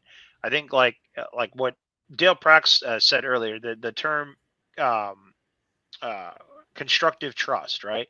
So like as far as transparency, I think a lot of that, like when we talk about like business, and this is just from my perspective, we a lot of times when it comes to these things, it's a transaction, it's a sale, and I think a lot of times like there's a disconnect between what maybe carriers or drivers understand is like the work that was involved in you getting that load put together for us to even be able to get through you. How much work was involved, what did you have to put forward to be able to get that load gathered for us to be able to go and get and transport. Did it come easy? Did it, was there a lot of that cost involved for you to acquire that? And so like if you're only making like $200 on it, and you're Michael, barely making can I ask you what difference does it make is how much time or effort they put into a load? What difference does that make? Well, just so that way we realize the value in what you've brought to the table for what you're Well, the value they're bringing to the table is the actual load, regardless of how it was built. What went into getting that load? It doesn't Did it come matter. easy? It doesn't matter. I've had direct customers. I could tell you how hard it is. Okay. But that doesn't matter in this situation. The situation is, I don't care how much. Listen, if I have a load that pays me $3,000, I guess it don't matter if a driver's got to sit at a shipper constantly for 8 hours. And I offer it to you for $1,000 and you accept it. Is that my responsibility to be fair somehow? Well, if that, it depends. Like, does that $1,000? Is that even a rate that's feasible for the carrier to do it for? And that's on us But to that's your understand that. decision. That's your decision. That's our right. It is our decision. But if you're offering that, you're talking about a $3,000 load. You know, did you put in how much I don't effort care. went into you getting that load? It cost me 5 matter. minutes on the phone. Cost me If 5 it costs minutes you on the 5 phone. minutes on the phone, Yeah, is taking 2/3 of it really an honest move? If you When it's accept going to the take term, that if you carrier if you 20 accept the hours terms, to move it, I don't care. If you think it's good for your business to take it for I wouldn't accept $1,000, that load. So well, how do your you load know? could sit. How do you know? How do you know? What if it's going 15 miles? If it's going 15 miles and paying See, $1,000, that's a lot of the there's problem. no, Like I said, drivers right, cut her off. right. Folks. Okay, so there would be, there obviously but you're talking about a fantasy load that pays No, I'm $1,000 to move 15 No, I'm miles. not. No, there's loads out there that pay stupid You're like talking that. like some oversized or you know. No, I I'm mean, not. Oh, No, y'all are I'm working not. Daniel up. He's smoking a cigarette. So listen, I mean, So Michael, he's Michael, getting that's what I'm saying. Like, everything- yeah. So like, what's I all don't going know. into I that? don't know load how is what- much you know all the about the devil's in industry. details. I don't know if you ever negotiated a price. I don't know if you're in business. I don't know anything about you. But what you've just said is a socialistic tactic. Everyone needs to have fair, and everything is fair. Nothing is fair in it's life. All right, hey, hold on. Before we get clapped back, It's Dale just has about something to building chime in. trust. Go ahead, I Like Dale. we can talked see him about building stirring. constructive trust. So Yeah, Go on, Dale. I think that not the trying to. broker who's It working doesn't have with to be fair the for broker that's working with everybody. the shipper is negotiating with them. I'm sorry. Say again, Dale. The You were getting broker stepped that's on. negotiating with the shipper, Go ahead. the broker that's negotiating with the shipper is doing negotiation. He can turn down that load from the shipper. The carrier that's working for the broker is negotiating. He can turn it down. The both are offer made, offer accepted, contract. That's the end of the story. The Don't reason there's take cheap transparency freight. is for at the end. Don't take cheap freight. At the end, what happens if there's no broker transparency? You don't have to keep the records in accordance with 371.3, and there's a bankruptcy. There's nothing to go after, see how much you paid who, so how much you owe the driver. How much did you collect from the shipper? That's what transparency is all about after it's done, to make sure everybody gets paid. It's nobody's business, in my opinion, how the transaction happened before you picked up the freight, because you made an offer, you accepted it. There's even a verse in the Bible about it. Amen. Because it becomes greed. If somebody makes more money than you, I got that load for $1,500 last week. Well, does it make it fair? Now you go back and say, hey man, I want $1,000 back because my friend took it for $1,500. You made an agreement. The offer was accepted. You made a contract. That thing is over. Exactly.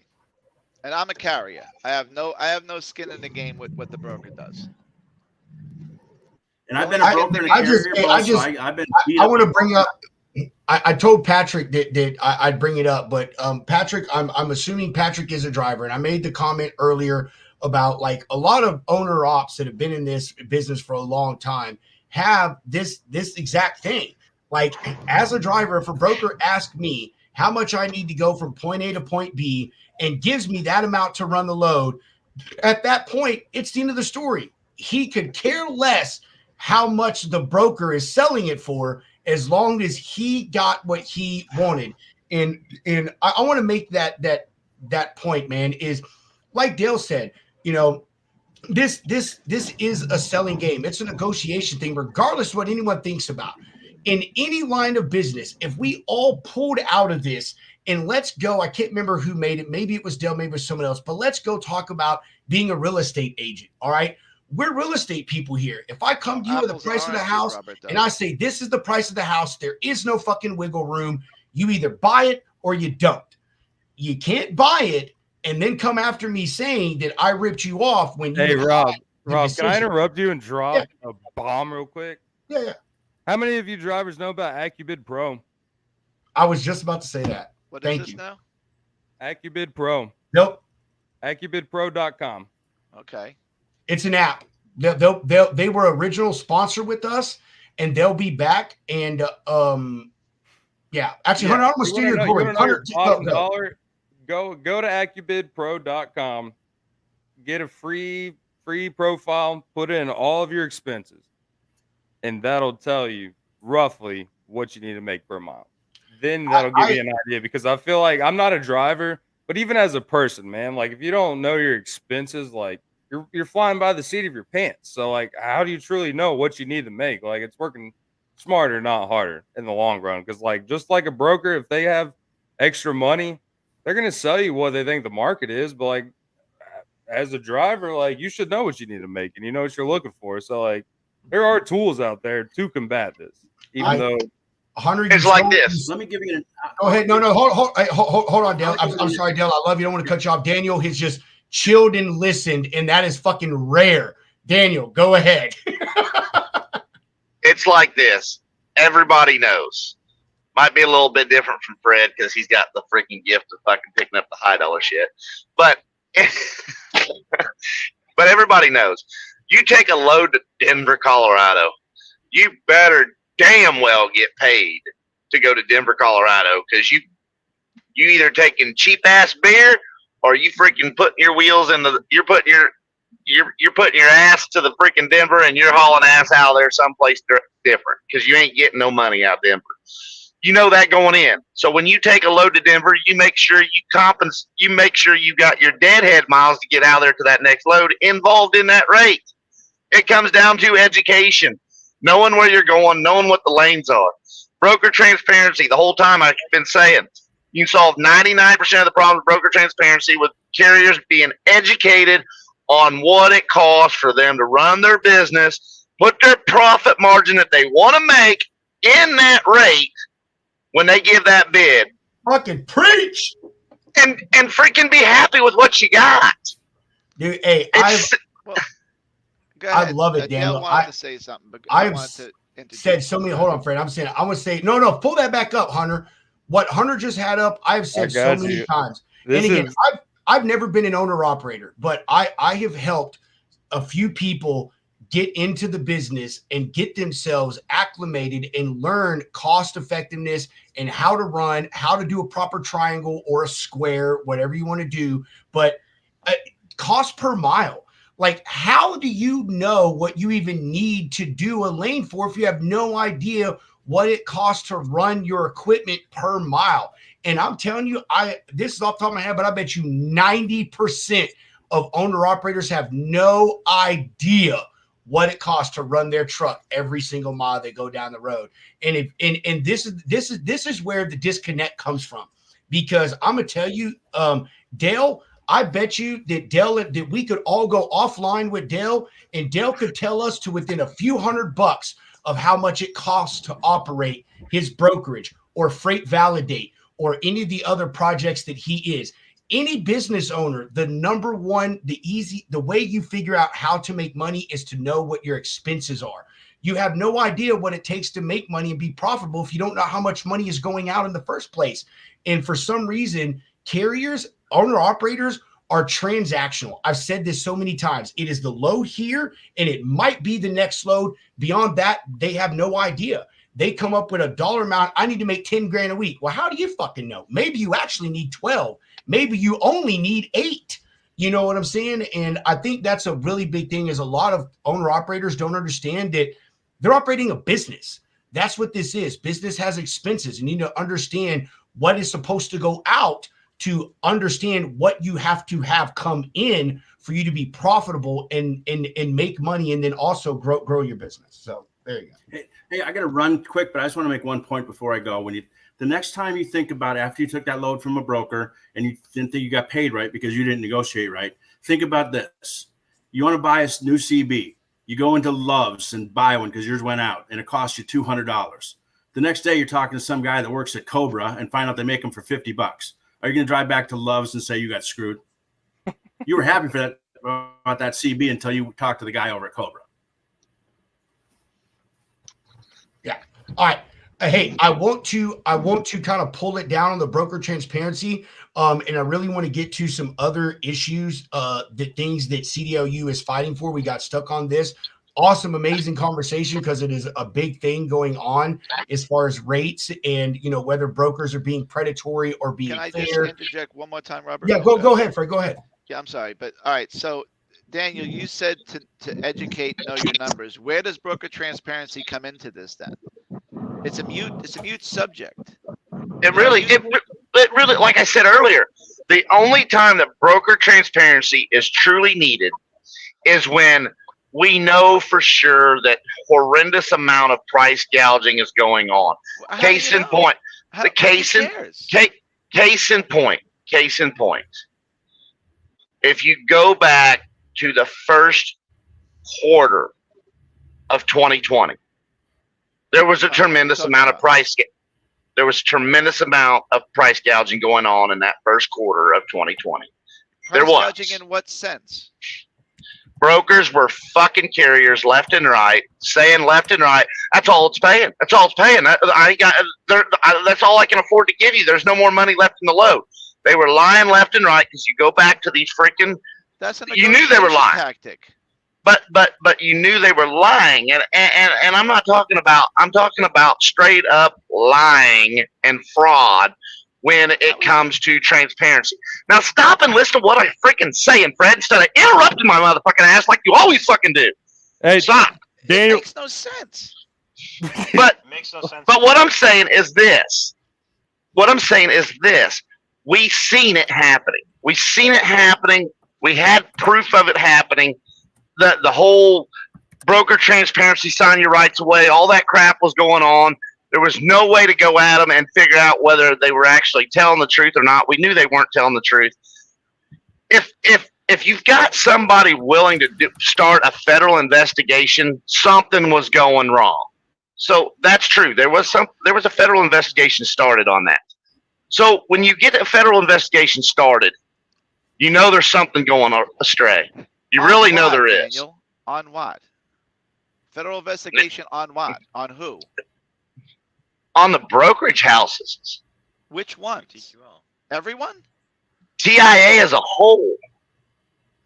So wait, so if I use a negotiation tactic to you, this is all I paid for something. Can you give me 2 cents more? And I paid $10 for it. I tell you, I paid $100 for it, and that's a negotiation tactic I use, and you fall for that. Am I wrong? Like I don't quite understand this. This is a business you're running.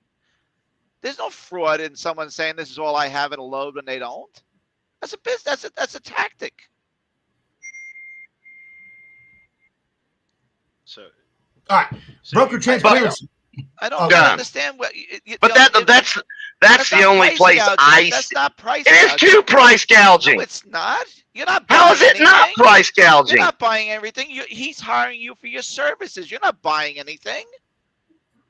How is it not price gouging? But you're giving your services for a price.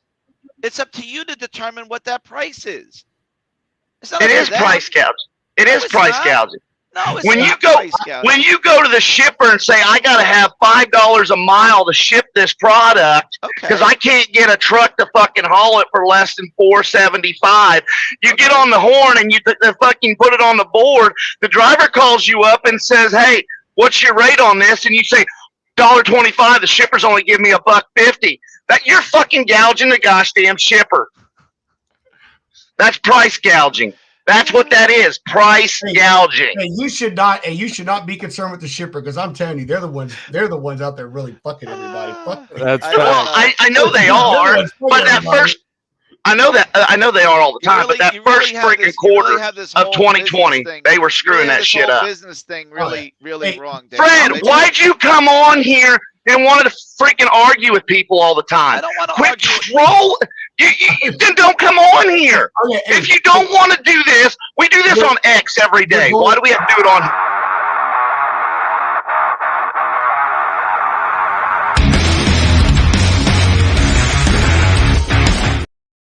I don't know if you did that. Okay, yeah, I did that. We missed the timeout button. All right, yeah, no, dude, I deleted it because we haven't used it. Crazy enough, I should have known when fucking we got into this, we were gonna need it. All right, hey, so to end it, I love the debate, but I really want to talk about a few more things with CDLDU. But you know, I'll tell you this, guys, and this is from a broker telling you this. And I'm saying, and this is not me defending brokers as a whole, because there are pieces of shit out there, 1,000%. Just like there's crap carriers, just like right now, I seem to have a problem against all of my reefer customers that reefer drivers don't know how to pre-cool their fucking reefer, and it's common goddamn sense to pre-cool your fucking trailer. So I'm serious. I swear to God, every single reefer customer I have, I cannot get one carrier that knows what the word fucking pre-cool means. But then you want me to pay you $4 a mile and you can't even pre-cool your fucking trailer and bitch at me when you sit for 3 hours waiting to get fucking low and ask for attention. I tell you to fuck off. But anyway, here's what it really comes down to, guys, is that this is just the way the market works as far as rates. And right now, we are seriously in what is called shipper's revenge. And regardless whether carriers want to admit it, during COVID, and I'm not saying all carriers, who it really was the newbies. The people that went on YouTube and saw some fucking idiot who told them they can make $4 a mile. They came in here with their crappy practices and they gouged the shippers. They gouged them for way more than what it was for absolutely no reason. The COVID crusaders. Yes, I don't care what you say. COVID and all of that shit was zero excuse for freight rates to go up. You're sitting your ass at your house. That means nothing. That means absolutely zero. But everybody, including brokers too, gouged the shippers, and shippers knew it. They had no choice if they wanted to stay in business during a time when companies were shutting their doors. They had to do what needed to be done. When all of that stuff got over and the script flipped, shippers took it right to the man. And I'm telling you, that is exactly what it is. I have shippers right now that every single load, they don't care if it's $5. They want to save money. I have a load that I'm not even doing anymore because I'm tired of going down the rate. The lane runs at $900 to the fucking carrier. It is 323 miles for a fucking van. That is almost $3 a mile. And this guy wants me to do it, paying me $800, which means that minimum I've got to give a carrier $700, which is $200 below the lane rate. I stopped doing the lane. I fucked myself because I'm now missing out on that money, but I know I'm not going to be able to sell that to anybody. Nobody is going to want that lane out of an area that any day on the load board, there are 200 plus loads coming out of that area. And you won't need to try to do that. So, I mean, it is right now, I'm telling you, the shippers, they're controlling the game, man. They are, and they know it. And they have the power, because another thing that carriers or owner operators, whatever you want to say, don't understand is that just like you guys, we have a ton of competition, because if Hunter and I aren't going to do that load for $800, you better bet your ass some other hungry broker who's going to find 30 other people waiting. Yeah, some other hungry broker. It's a line, man. It's a line. You do an RFP. Hey, you're in third place. You're in third place on this RFP. So when 1 and 2 can't do it, number 3 will get it. And then if number 3 can't do it, number 4 will get it. And then goes all the way down to 20, 50. Like, dude, it is, man. They know what's going on, man. And I like, bro, coming from COVID times, like I started up a brokerage out of Montreal here in Nashville with my buddies. Prime COVID, got back to Nashville and had to work out of a fucking living room for 3 months. And dude, we had business, and like I talked to so many fucking people during that time. And yeah, if you had the capacity, the team that was still there, you weren't doing cuts, like you were getting that business. And dude, I don't know, I maybe on 3 of my fingers know people that did that price gouging that still have those customers, because that shipper went back, reevaluated, said, holy shit, we spent $2 million over our budget in the past year and a half. Yep. We need to do something different. And you know what? Cats that went to different companies going after the same customers, they didn't get a single fucking slice of the pie, because they know their name and they know what they did during that time. So yeah, to Rob's point, yeah, shippers fucking revenge. They know what happened. Yeah. And dude, I mean, fuck, inflation's not even helping on that, man. We're just all fucking struggling through it. So like, but yeah, hey, so you're absolutely right. Oh, I agree with you 100%. There was a lot of us guys out here that was running up and down the road, the ones that understood the market, that were driving. We were sitting here looking at these rates going, this is stupid. This is going to suck ass when the bottom falls out of this. Like, as drivers, we haven't never seen rates like we're going to see and how long it's going to last. I'm surprised it's still going on right now. I don't know how it is, because I don't understand how it's still going like it is. I mean, we need a 25% upkick just to get all right, so profitability I'll touch in on this. now I agree, because there's no Daniel. profitability. I'm with All you, right, so brother. I'll touch in on this because I know a little, not a whole lot, but like a good bit about the international side, drayage. So I think Long Beach just recorded a record month, like huge uptick in imports and even with exports, which a lot of people don't think about. That has a lot to do with how the industry flows. Okay, more freight coming in, coming out. Yeah, but That Hunter, isn't it true that import rates doubled, almost maybe doubled and a half? all right. So during COVID, No, now, right now. or even now, I mean, yeah, dude. Like with the Red Sea situations, like Container I'm rates gonna go back to container COVID. I'm rates gonna have go back to doubled. COVID because here's Okay. just one example. So like during COVID or pre-COVID, one container from China to Long Beach or even to Houston was $1,500. At the peak of it, my customer was a 4PL, international operation. We were doing, dry dairy products, cheese, whatever it may be. Dude, a single container went from $1,500 to $20,000. Right. Because China was, obviously whoever owns the steamship line owns the supply chain. So they would send over product, or like it was hard to even get boxes out. They'd send products in, and then they'd book an empty container and send it back out. So we couldn't do anything. So that's cutting out freight.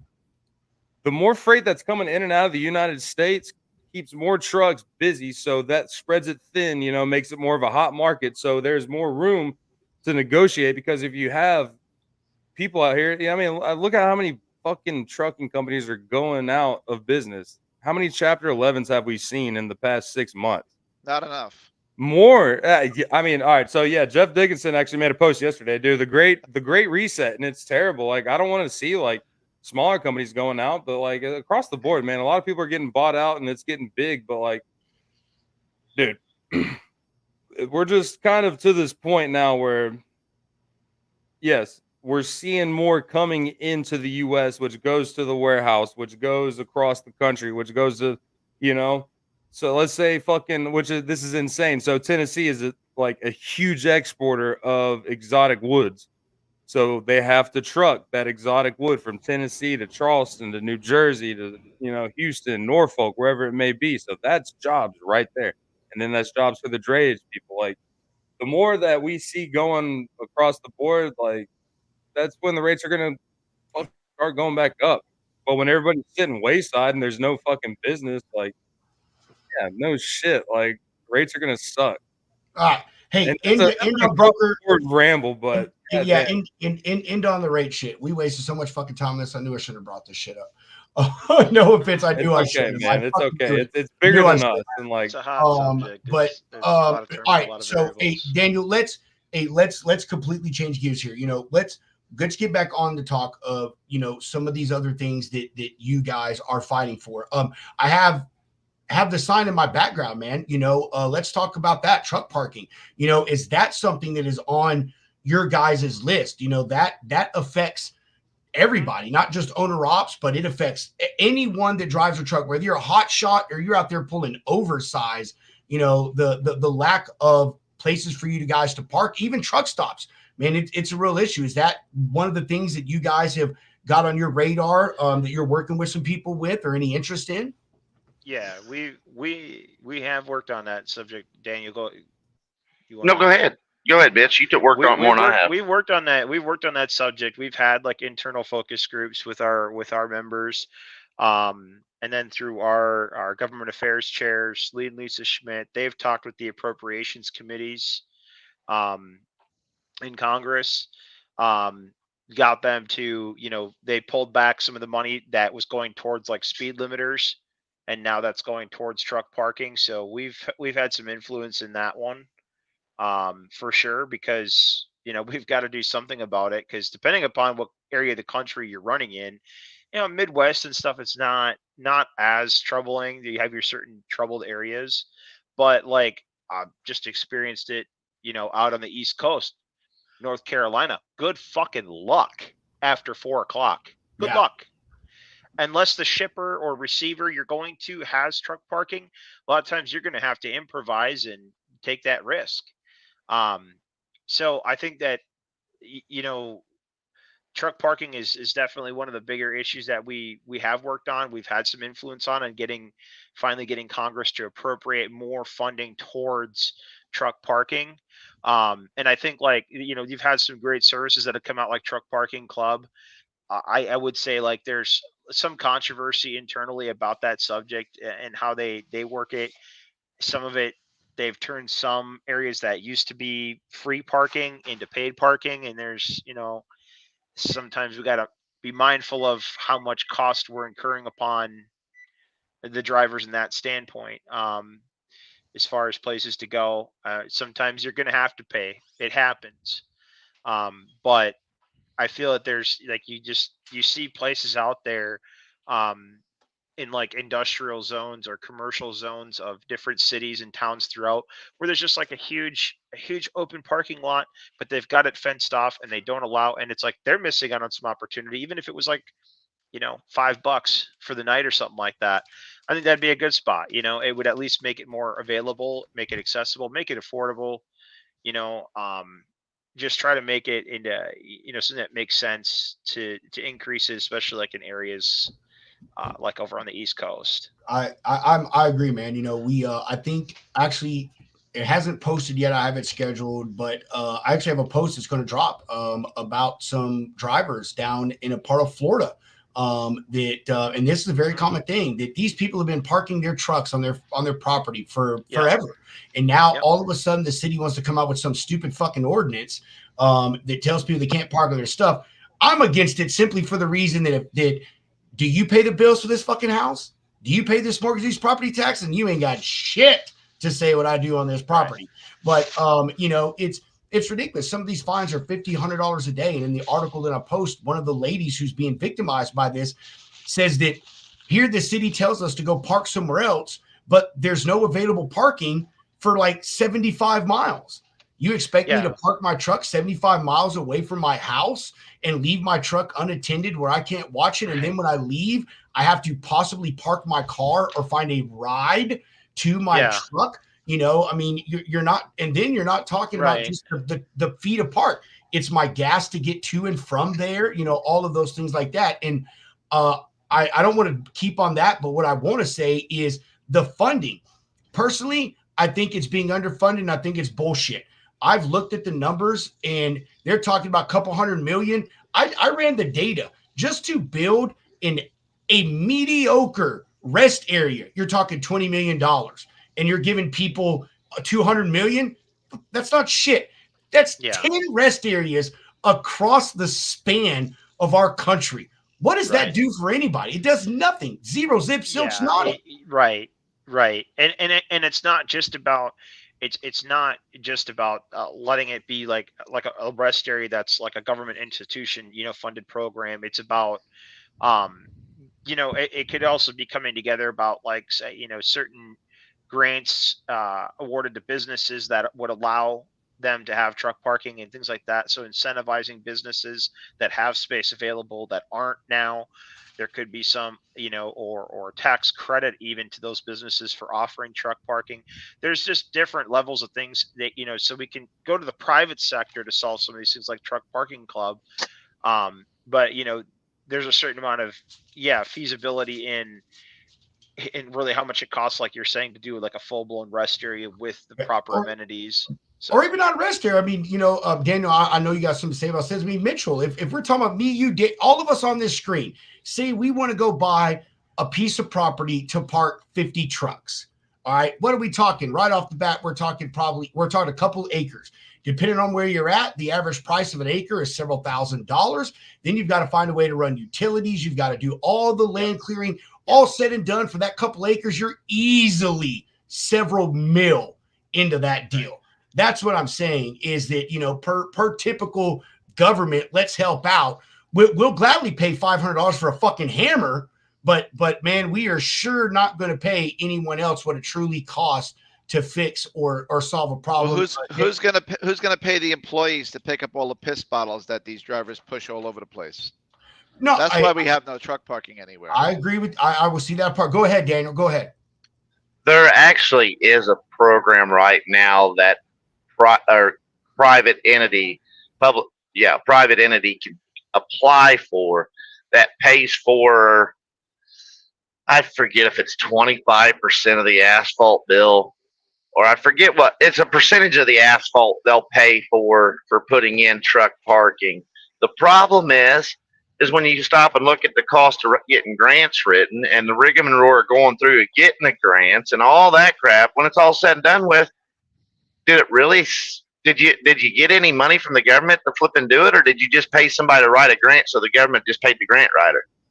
True, very true. And I mean, it's all the red tape you got to go through to get that money that's out there. That's the problem. Is there's too much red tape in the way of getting anything accomplished. I'm with you, and also, hey, Daniel and Mitchell, I'm with Fred on this, man. You know, again, I spent 10 years out there on the road, and I'm telling you, Walmart used to be one of the most trucker friendly places there fucking was. And you know why they don't let you park there no more? Because that's what Fred said. You got those, because the few really shitty drivers exactly. The rest of the us. few, Yeah. Mitchell, where have you been? The few, the majority. Well, I'm the just majority. saying, like, Look at people that don't have respect for how they dress. But come on now, come so, on. I mean, you know, let's call it like it is. I mean, if you're gonna decide, if you're gonna say something, call it like it is. Everyone, so what are you has what are their you shirts saying that on. the percentage of drivers is that are those that would just trash the environment they park in every time? I don't know. Over half, I would say. I could say half. I think I could easily agree with the half. I wouldn't say a big majority of them, but it's not even the piss bottles, you know. I mean, it is part of some of the other stuff, you know. So my thing is you know, that is become a big reason for it, you know. You know, what do you guys have to say to, you know, like some of the drivers out there, even the truck stops? A lot of these truck stops I've heard are going to the pay thing because of the maintenance and the upkeep, you know, that it takes to clean the parking lots and do stuff like that. Hey, I'll use Bordentown, New Jersey as a prime example. When I first started driving, that Petro was free. When I stopped driving, you had to either fuel or I don't know, I think it was $15 or to spend $20. But you know, when I mean, did you start driving, Pedro? Because I mean, that's been charged forever. Okay, well then maybe I was with they had a FF, 2 hour. They have a 2 hour minimum. Yes, when I started driving 2008. First time I ever went to Bordentown was 2008. Now, hey, maybe we had a deal. My company I was with, they were a subsidiary of FFE. At the time, FFE was a huge fucking deal in the reefer place. They're not too great anymore, but back then they had a lot of pull, and we had special deals with Petro. So I don't know, maybe it was just that situation. But you know, the point is you know, that's also a part of the problem of why we lost some truck parking is some people have had some issues, you know. And you know, what do you guys maybe think about that? I have to say, I wouldn't say it's half, but on any given day that I got to park in a truck stop, you always at least spot a couple guys that are doing it. You know, so like I wouldn't say that it's that many of them. You know, also it's if they're going to provide that environment, are they also provide, you know, there's cost in their end to provide that space for us to park. So if there's got to be some sort of an interchange, like you got to be a paying customer to park, or you know, some of that aspect, if they're going to provide a dumpster, if it's a free parking space, you can't expect anybody to maintain it because nobody's going to maintain it for free. Yeah, of course. So listen, I mean, one other like thing that responsibility falls on finish. That responsibility falls again on making sure that, like, when places are training CDL holders, you know, are they doing courtesy training, right? Like, do not do this because this is what I is like hurting. that, Mitch. Oh, right. like So that, like everything can be about like proactivity, right? So there's several parts about driver training, and that's another one of the big key subjects that CDLDU wants to work on is how we can build like this great training system that can take a person and make them into a great driver from the get-go. But courtesy is a big key issue. You know, Fred is on the thing there. There are a lot of really shitty drivers out there, and you can tell also one way is kind of by the way they drive, how they park, how they manage themselves. You know, I don't care how many years I'm out here. I'm still going to get out and look before I put my trailer in the hole. Okay. Well, Mitchell, so now you want so truck driving simple. schools to teach etiquette? No, Fred, I'm sorry. I agree with him in a sense on this, Fred. I mean, I will say, hey, pass an etiquette test. I will tell you, I will say, Mitch, hey, I'm gonna talk, and I'm a side with you on this one, man. When I got trained, my trainer came from a multi-generational family like you, Mitchell. His mom and dad at the time had like 40 years between the two of them driving. And my trainer did. He told me, he said, man, these are the things that you do, you don't do. When you want a truck to come over, don't flash your brights like a fucking idiot.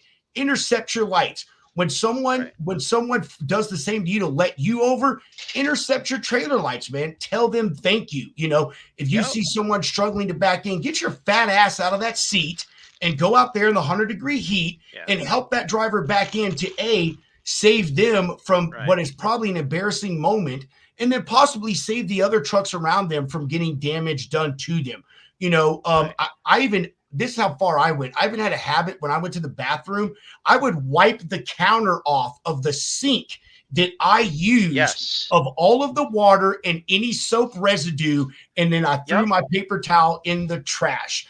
So I like that, man. I think that training, I think that's a big thing. Man. If they have some basic courtesy instincts, like when like let's just put it into a scenario. You have a new entrant coming in, and they're at the CDL school, and they're being graded on their performance. Also, watch how they are being courteous. Do they have some? You know, are there some things that you're seeing that they're doing subconsciously that show that they have some basic courtesy to them? And if they're not, it needs to be brought up to them and say, look, we're noticing these things that you're not being courteous to other students, you know, different things, you know. So this is part of the maturity it takes to be a professional CDL holder and be successful out here, and to make it a successful environment for you, not only yourself, but for your fellow drivers. I agree, man. And you know, let's all take the step back and just think, if we were the owners of any of these truck stops, if you had people, actually, let's just say these are your house. If you had all your friends coming to your house, trashing your shit all the time, not rinsing their cups out, not putting their plates in the sink, you know, pissing all over your toilet seat, are you going to allow them to come back? And are you going to continually to offer them a clean and inviting environment? No, you're not. John, we're not talking about schools so much here, but in a way I disagree, because I would love to be at the school level, because all of these things I would be teaching those drivers. At a school, that's another thing right there, man. Don't get me started training. These fucking schools, all they care about is getting their goddamn government kickback. That's it. And if you don't think that they're still getting government kickbacks, you obviously ain't keeping up with the news, because it's still going on. Personally, I feel that it is partially a school's job to also teach, in a sense, driver etiquette. I really do. The actual school facility, then making sure that, you know. So I have my pinky out while I'm drinking. That's my etiquette. Fucking Fred. A lot of problems with the younger drivers is the old hands ain't trying to teach them either. That's true too, Steve. Hey, you're right, man. A lot of gatekeeping from what I've heard. There is, bro. As far as bright light dimmer. Hey, we'll go back to the backing thing. Man. When my first day with my trainer, I'll never forget this. We ran the same route. We left Fort Worth on an Alcoa load, went to Elkridge, Maryland, dropped off at Elkridge, and then we'd either go to Mechanicsburg, Shippensburg, or actually Hershey, PA, pick up our Hershey load, take it down to Edwardsville, Illinois, drop off at Hershey, pick back up at Hershey, and take that to the yard in Fort Worth. Our very first day, we drove from Fort Worth to Nashville. We stopped at a truck stop just north of Nashville. There's this guy trying to back in, and everyone is on the CB just talking fucking shit. My trainer gets on there and goes, "You fat fucks act like you've never been on this job day one before, and instead of getting out of your truck, you're talking shit about this guy." And looked over at me and he said, "Robert, get out. We're helping this guy back up." Truck stop full of people. See a lot of that on social media nowadays, man. All they do Drivers is just talk sit in shit. their truck. They spend time even always gets more views. Yeah, It's crazy. the dirty laundry always gets more views. I just recently made a video about truck parking and like how like with bobtails and full grown spots and there's a lack of etiquette where it could just be as simple as two drivers honestly communicating their departure times that could then combine, right? And lead. It's okay, but you know, you can get two bobtails in one spot. You know. Oh god.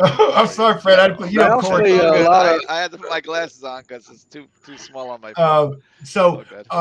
All right, there was also maybe a time where they like brotherhood and sisterhood because you mess with one, you mess with the rest of us. They need some of that old school stuff back. You mess with one of us, you're gonna mess with the rest of us. Try to find a driver. Try to find a driver that'll stop for another driver. I'll tell you a quick another story, man. With my same trainer, we worked for FFE. Not existent nowadays. We broke down on the side of the road in Virginia. I'll never forget this. Just south of what is it? Whiteville, Whiteville, yeah. Where the big truck stop is in VA on 81. Yeah, just south of there. Broke down, man. Roanoke. We had 3 other FFE trucks pull over and ask us if we needed help. You will not see that anymore. So I agree with you, Stephen. You're talking pre-ELD. It's tougher with the ELD on that one. You're talking pre-ELD. I don't want to hear nothing about this ELD. I'm sorry. I'm telling you, I ran ELD. I fucking crushed it with an ELD. You just got to know how to fucking run an ELD. I'm not Any saying driver that says they can't make money on an ELD is running an ELD wrong. You can't, you can't make money on it. It's sometimes having the time to stop when you wish you could. I don't give a shit. I'm gonna stop. That shit's going off duty. I'm arresting. I'm doing something. I don't know. I'm telling you. I don't know. Anyway, we won't get on the ELD thing. That's neither here nor there. I ain't got a problem with it. I ain't got a problem. I crushed it with an ELD. They want ELD out of the way because they want a reason to lie. I guess that's true, but I still lied even with an ELD, and I still made it look legal. Yeah. Shit, I'm not even gonna lie to you, man. I'm telling you, I ran teams with I can say this now because I can't get in trouble, but I ran teams with a company, and dude, we used to there would be times we would get like an hour and a half or an hour and a half away from the yard, and the other guy would be sleeping in the bunk, man. Instead of fucking waking him up, you just switched over to your partner's ELD, brother. Ran that shit on in. Yeah. But all right, let's talk about some other issues. We have talked about broker transparency wastes too much time on that crap. I knew that was a bad idea. We just talked about truck parking. What are some other things that you guys are attacking right now that are of real issue and importance to y'all when it comes to the drivers? Oh, and we talked about insurance. We talked about having access mental to health. Driver mental health. Steven, take it. That's the bottom line is this. What's the main thing that really because imagine this, being 1,000 miles away from home and something happens at home, you're trapped in an 8-foot box with your worst enemy, yourself. And not anybody can just do this job. Personally, I think just like with cops and all, before they given a job or what have you, before they get fired, they got to take a psych eval. Well, imagine an 80,000-pound bullet. See, this job ain't meant for everybody. Not everybody can deal well with being secluded to themselves. I'm going to give you a couple of scenarios, and you tell me how you'd react or what you think you would do. Now, these are true stories. I'm not going to mention names, but I hear a lot of things. Imagine being in, let's say, Colorado. All right, you get a phone call. You live in Maryland. You can't afford to fly home, but your child dies in ODs on fentanyl. Imagine that drive home. Oh, y'all got kids, I imagine. Yeah. So, Yep.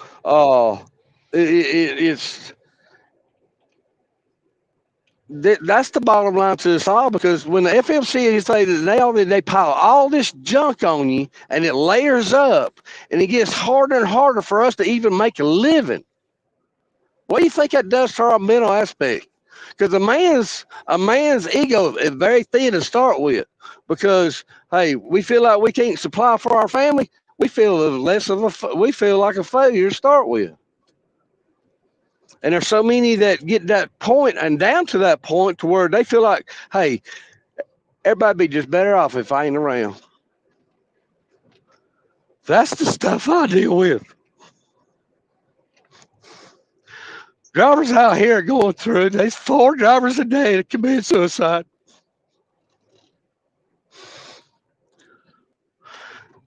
We're so sick of being prodded and poked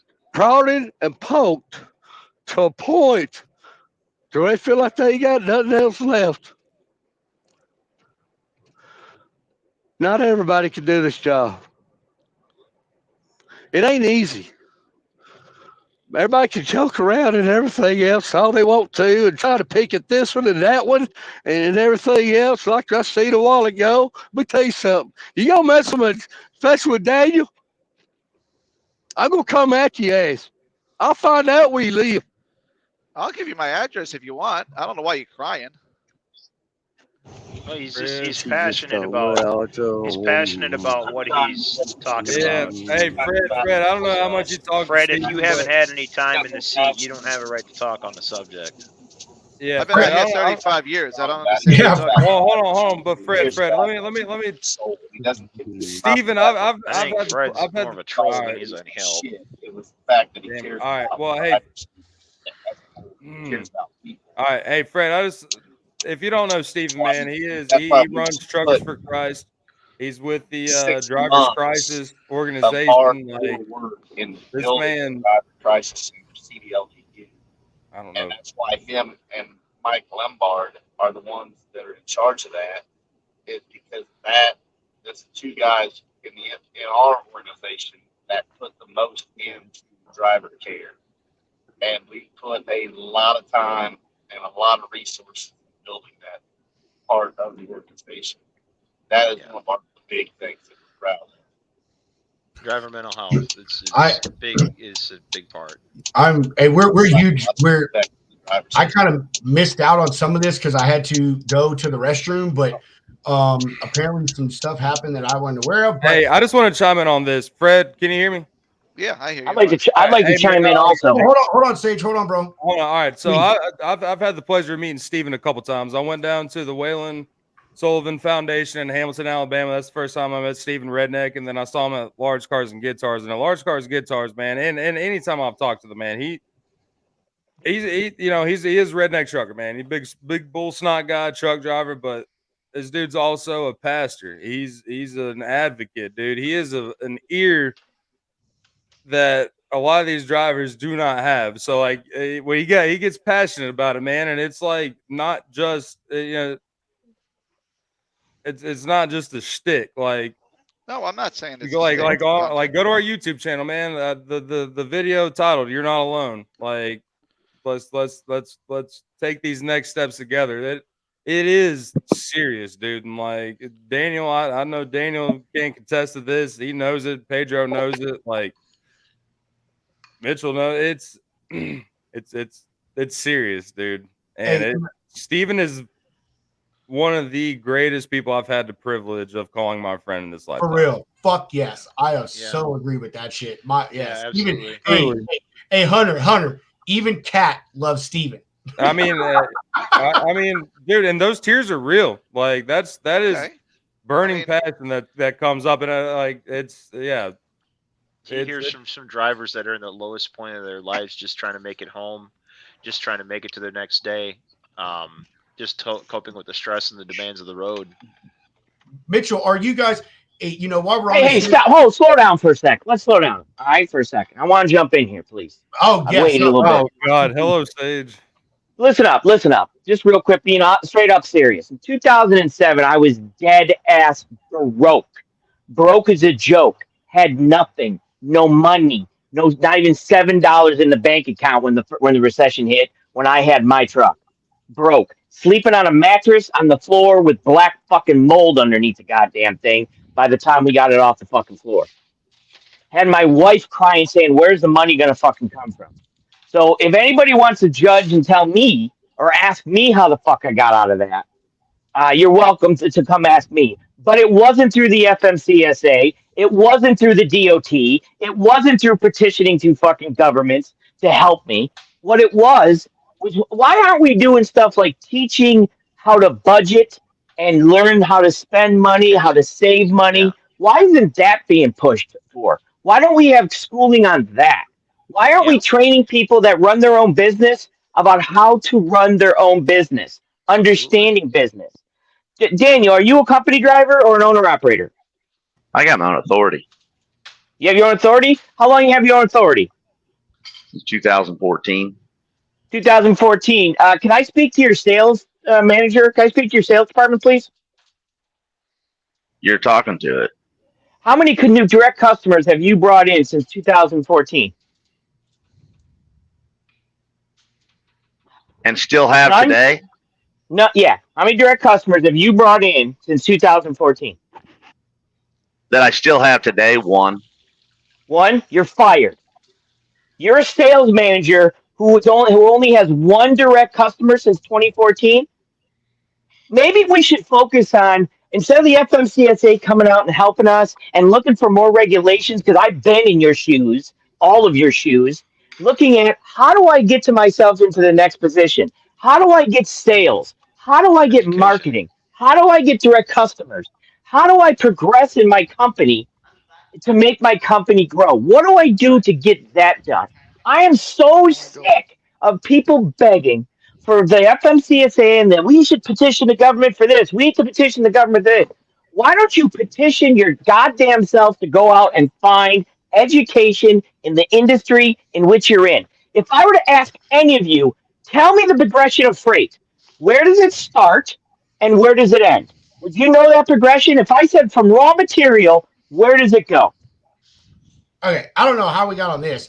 We got on this because I hear all these people wanting to petition stuff. He's just been tuning in. He's listening. So it's And the problem is that you want to get everybody's in depression and everybody's upset and everybody knows what the money is, but people don't know how to budget their money. They don't know how to run a business. They don't understand how logistics works. They know how to hold a steering wheel, and that's what they know how to do. But they have to learn the entire logistics field. You're not a company driver. Stop acting like one. I think that's that. Actually, I know that is because that is not something that is out there that everyone thinks about. And it's easily attainable. If you want to learn, it's hard. It is. It's hard. It is hard. Right. It is hard. It is very, very hard. But I'll go out with that because I'm going to bring this back to the mental health because I have a point that I want to fucking make and bring something up to Daniel and Mitchell. But I'll bring it to this.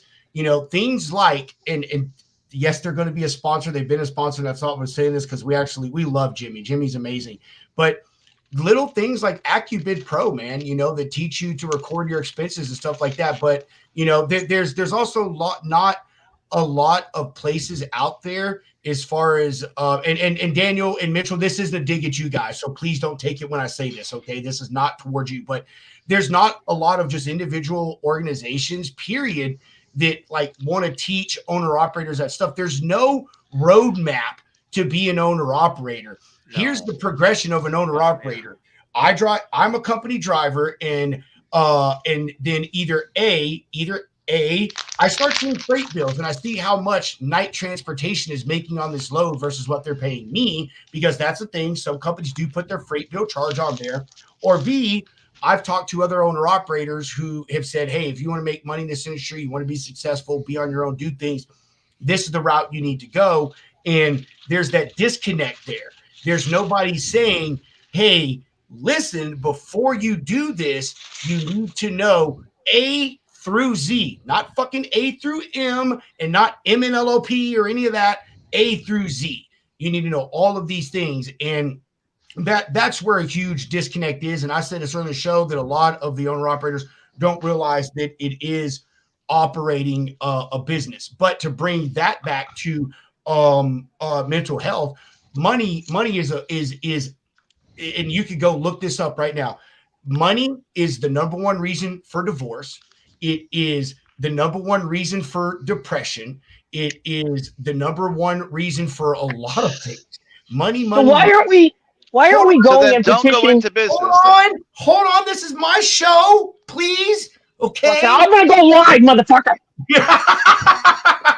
All right. So Go ahead. anyway, No, go ahead. You're right. You're right. Go. I'm sorry. you know, a lot of that, man, right now it is, man. We joke and we talk shit and we were joking, messing around with the broker transparency and giving carriers a hard time. But let's be fucking real right now. It really is hard out there for owner ops and carriers, period. Not even just small mom and pop. We were talking about Knight. Does it, and you may not feel bad for Knight itself, but you can feel bad for the hundreds of fucking people that are going to get laid off because Knight had a negative deficit into the $100 million range in 2023. We have other companies doing the same thing. It is hard out there for drivers, and money is a huge concern for a lot of them. And mental health, and not even that, mental health, period, is a real deal. Sage, you were out there. I was out there, and we were all out there. Even you, Fred, Daniel, maybe you too, Mitchell. I don't know if you were, but we were out there before fucking iPhones when there wasn't a thing called FaceTiming people. You know what I mean? You either picked up a phone and talked to your wife and talked to your kids, and that was it. Or you had a TV and a VCR or a DVD player on your phone, and that is the only release that you have. You're there, you're alone, you're worried about what's going on at the house, you're worried about your finances. Is this going to make this month? And I'm going to end it and pull it into this with the mental health thing. Guys, Mitchell, Daniel, we have had on a charity. We had them on just last week or the week before. It is called Truck Drivers of America Charity. These are all drivers, all out there on the road right now doing the damn thing.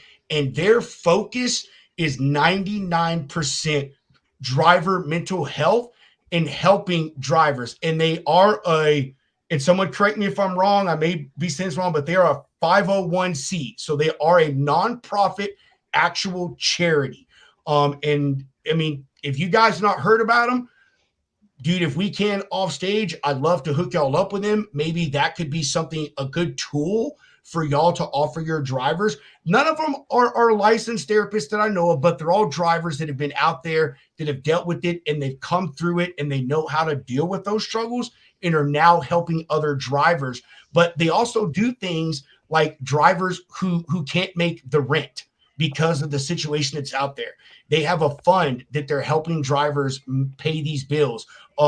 Do all these other things. You need to repair in your truck, you can't get it done. They have a fund that can help people do these things. So I just bring it back to that. I I would be more supportive of an organization, not like Noah, not like everybody else, going to the government to asking for rules, of an organization that said, we're going to go reach out to a credit counseling an industry that helps you with your bills, or reach out to to actual private industries for the systems that we need. If an organization said, we're going to reach out and put together a trucking thing like Kevin Rutherford's or something, and actually teach drivers how to budget, teach drivers business 101, teach drivers how to handle money. Why are we reaching for the skies and the stars and trying to grab shit from congressmen who don't give a shit, when you can literally reach for people that have been in the industry that can actually say, well, let me show you how to do this, and let's do this, and let's do this. I'm just so sick and tired of reaching to the FMCSA and the DOT like they give a shit. They don't. You're going to have to get the knowledge. You're going to have to seek out the ability to learn how to do sales, to learn how to do marketing, to learn how to do operations, to learn how to figure out how to budget your bills, pay your bills, save money over here, figure out your costs. That's your job. Can I interject here? Good. I'll let you say this, Fred, but I mean, I guess that's great. I mean, I agree with you, and Mitchell and Daniel agree with you because they're not fucking with the FMCSA or the DOT. No, we're looking to lay that by the wayside and push forward to what that new system is. And you're talking about a system of education, and like what we're doing right here in this very podcast, it could almost be considered a bit of a focus group, because like that's what it's about. Is about how do we bring all that together for proper driver, owner operator education. Everything is based around education to be able to move forward as a successful business person and driver in this industry. I'm with you, man. You know, I but got I no do problem doing shows also. about that. I got no problem doing shows about that. But I, people don't We know watch. Sage. We know I Sage. I also Can I interject I here? also do agree with Sage in what he's saying. I am with it. I think that you know, there should be a lot more help with the drivers individually from other drivers and other private organizations. You know, I said it about, you know, controlling your cost, how to operate a business, you know, how to do sales. That would be a little hard, you know, Sage. I know you can agree with a one truck owner operator. Sometimes that could be different, but I agree with you, you know, like teaching those things. I'm with you. So I agree on both sides of it. You know, I mean, we have to take it to the man, Dude, but I also agree FMCSA and DOT, they don't care. I've said it many times. It's a money grab. They have no reason to help any fucking body. The only way you're going to fix it, and I have to give CDLDU this, is doing what they are saying, what they're doing, and that's going to the people who raise their hand in the chamber and say aye or nay. So I'm agreeing with everybody on this one. If y'all haven't picked that up yet. All right. Oh, I heard So it.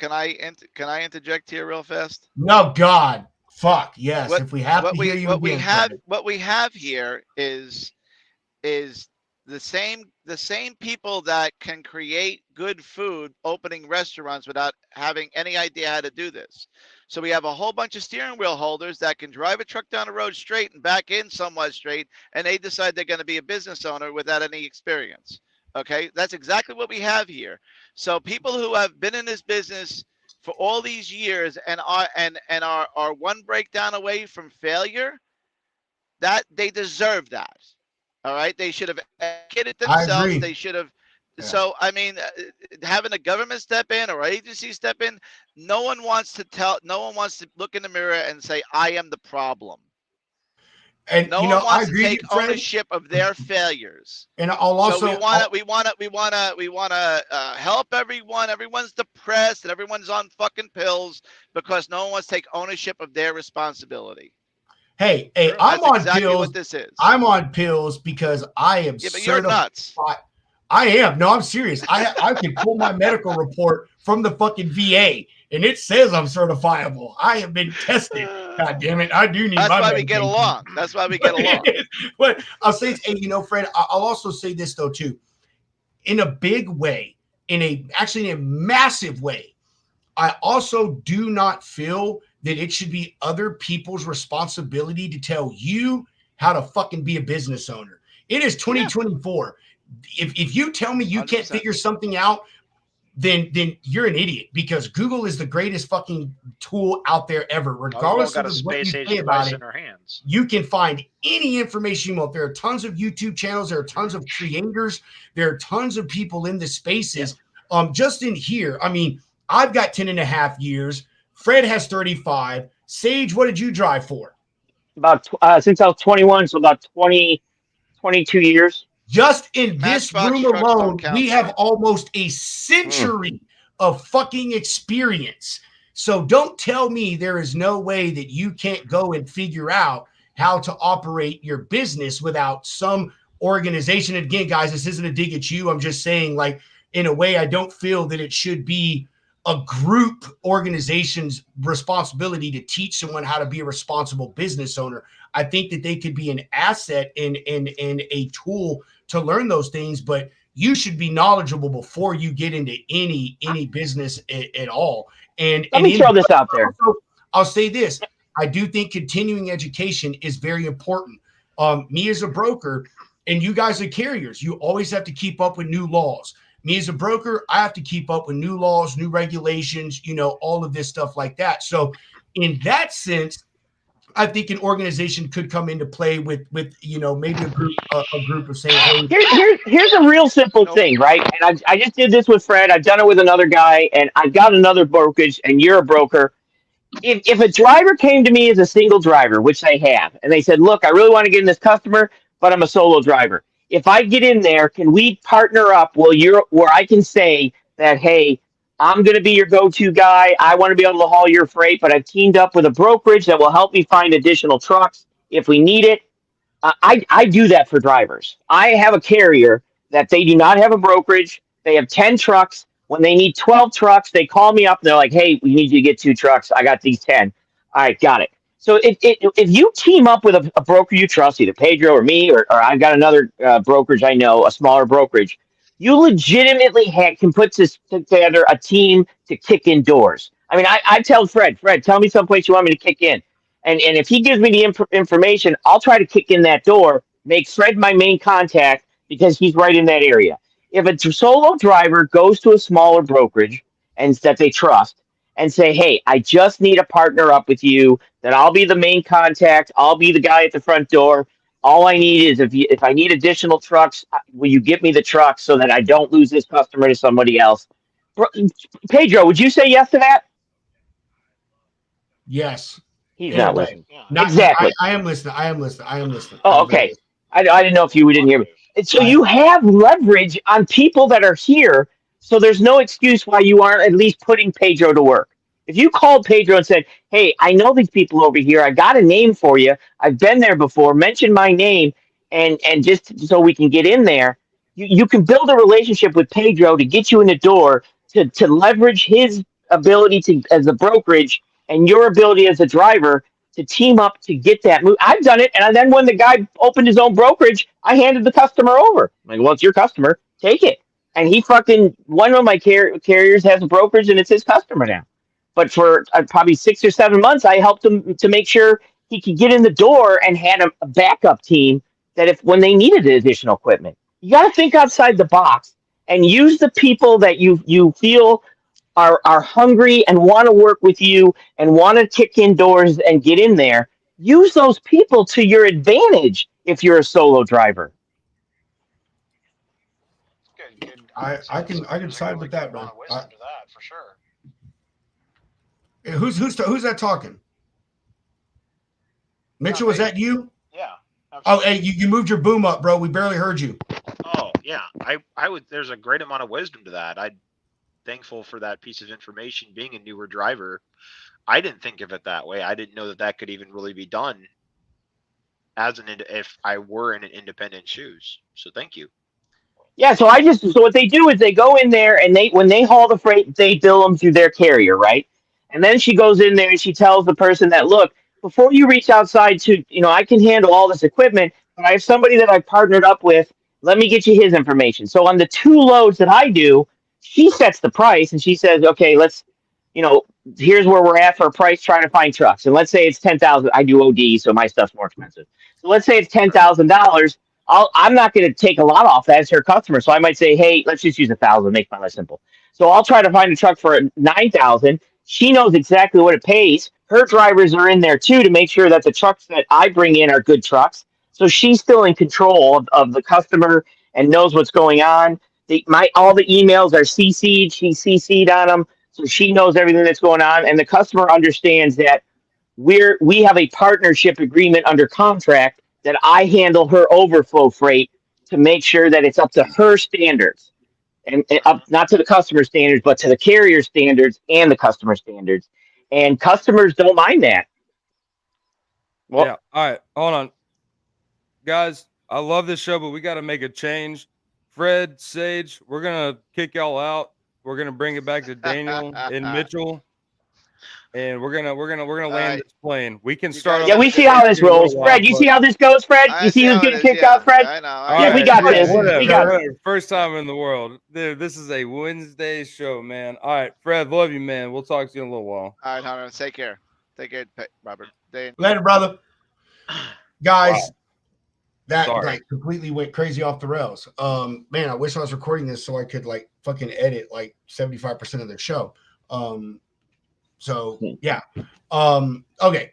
I think we should do this again, though. Absolutely. I do. I want to do it again with just them. I thought some additional stuff would be good, and it was, but it took things completely off the rail, and it took the limelight. I got to be able to wrap this up here soon too. Yeah, but it took the limelight away from you guys. So look, I want to come back to all this. All right, we talked about broker transparency again, ridiculously too fucking long.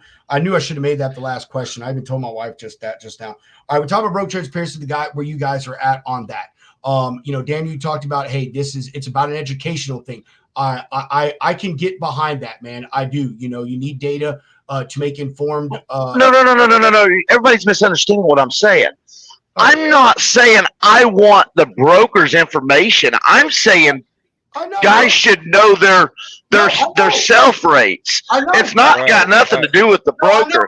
I can care less what the broker makes. It's all about the carrier knowing his cost, knowing his price of lane, him being educated on his business, not what he's taking, not what the broker's making. I'm with you. That's what I was saying. I was really agreeing with you, man. That's what I said. Okay. All right. I thought you were saying they need those rate cons from the broker so they can educate themselves. No. Yeah, the waters are calmed again. There's no. Okay. Let's move on from transparency. Yeah. If that was the mindset, then dude, yeah, great. I love it. All right. I got one last question. What are the next big moves for CDL? Thank you. That was what I was going to ask. Yeah. The next big moves are still kind of in the dark right now in construction. Infrastructure's huge. We are trying. So like all these different things and all these different issues and how drivers want to tackle them. Right now we're we're working with the Heffernan brothers and stuff and trying to get our system like our own you have like CDL Life, there's like a social media platform. We're trying to build a better system where drivers can come together to have these constructive conversations, create this institutional educational environment. And it's very programmy. We don't have like a super lot of tech wise people involved with us yet that can help us get this system. We have a basic system, but it's very basic. And that is going to be a core fundamental part of what makes CDLDU successful. We're trying to get that built and get it out there so it properly supports members that are paying their dues. So they're yes, like MeWe or these social media platforms. You do pay a premium to be a part of it. It's going to be a big part of the benefit to you're going to pay your $15 or $150 a year, and you're going to get this value that is like this whole, like I said, like driver advocacy system that supports these constructive conversations, like what we were just having. Like there might be heat that happened here in these conversations, disagreements, points that were made.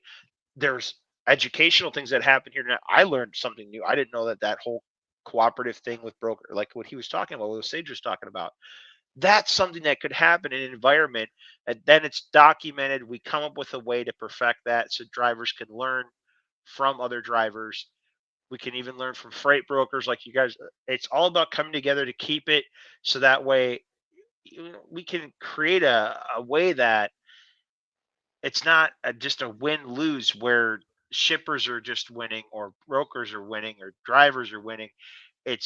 You can create a win-win-win where everybody's making money, everybody's happy.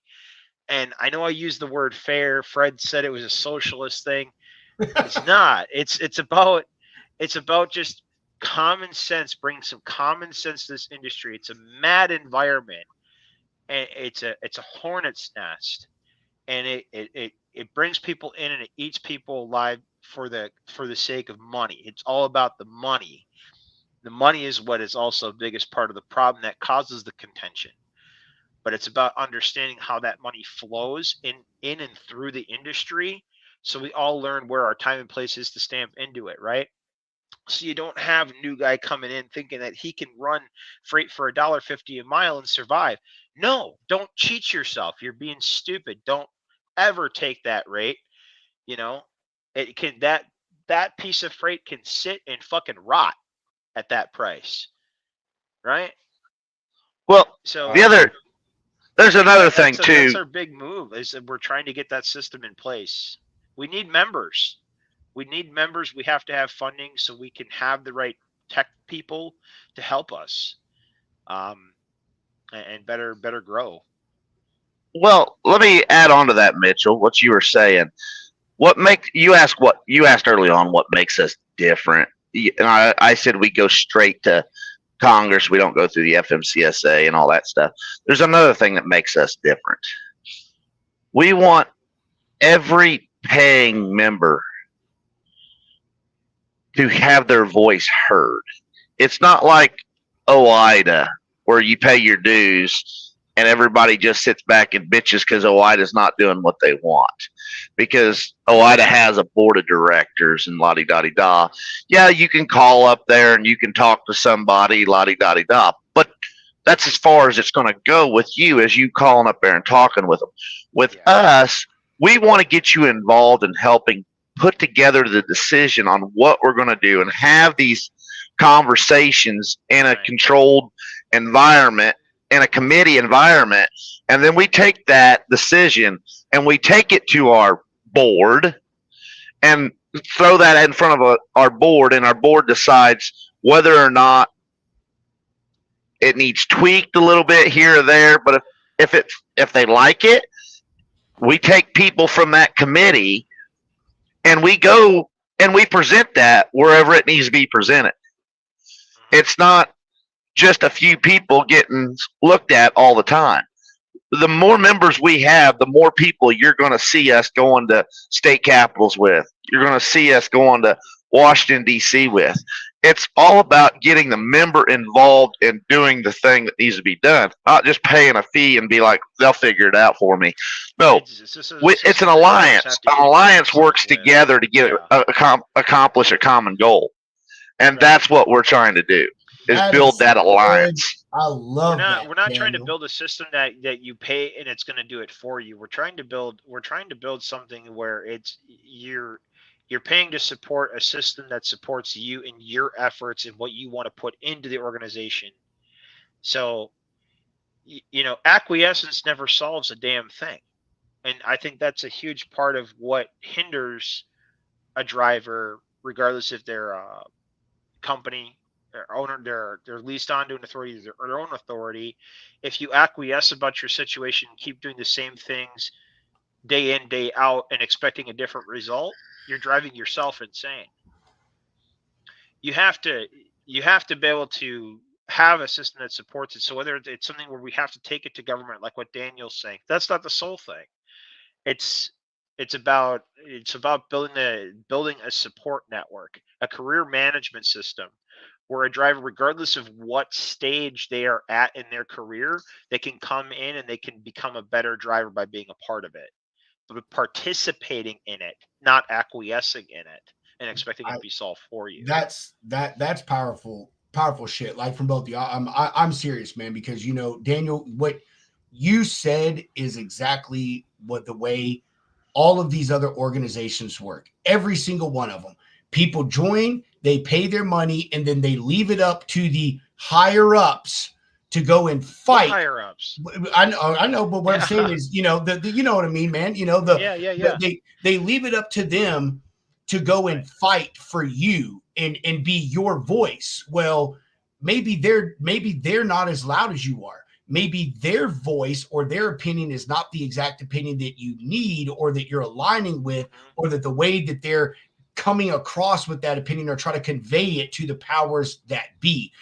So I love, my wife says, it's like baby says all the time, but I love a lot. I like that you guys want people to be involved. And I think that is really important, and we can pull that back to all the stuff that we talked about.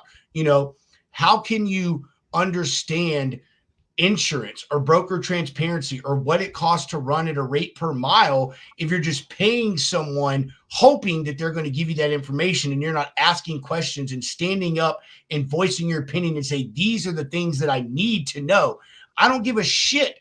And not that this is an issue, but there may be people out there who don't give a rat's ass about truck parking. They may not care about fucking broker transparency or insurance.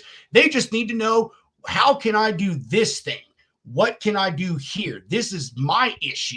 And so, giving them a platform and the ability to, like you said, Daniel, bring that concern up and then it actually get taken to people who can make a decision and say, hey, this is a really valid concern. We should look at this. We should present this to the people we know can actually make the change through law, not FMCSA, not DOT, but, again, as we've said many times, the folks that are in the chambers raising their hands, saying the things, or even not even those, the other people that may be in, say, an insurance collective, you know what I mean? Going to them and saying, hey, like these people have an issue right here. These drivers can't afford insurance. What is it that we as a group of these select companies can do to make this more affordable for these folks? You know, so I like that. I think that's really, really good thing is being able to have those people make their opinion and have an actual platform and that stuff, you know, them know that those things are being addressed. That's a really great thing. Well, just like truck insurance right now, if you could get 50,000 truck owners to come together, all throw down a small independent, small guys, all come together, throw down $1,000 a piece, you could probably cut their insurance by 30%. I agree. A lot of people don't because it takes $50 million to start an insurance company. Yeah, and once you start that, you can cut that. You can get that rate down so low that you could probably cut the guys' insurance by 30% if you went in together as a cooperative. Mind power. Hey, Daniel, people don't understand it. Hey, that goes with fuel. It goes with tires. It goes with maintenance accounts. Everything. And I don't think people understand that shit. The reason that you get cheap insurance at these massive companies is because they got buying power. They've got 40,000 fucking employees that they can go to United Healthcare and say, I've got 40,000 customers for you. What kind of amazing rate do you want to give me? If you're able to leverage that with things like fuel prices, that's why these fleets get these massive discounts. Because they're going to say, I've got 30,000 trucks that I'm going to send to your truck stops across the country. And you expect me to pay the going rate like everybody else? So, you know, hey, Hunter, collective. Am I right? The collective, baby. You know, it's what it takes. The collective. It's not collective bargaining. It's all about unions. Collective bargaining. United. It's all about being united. Collective bargaining.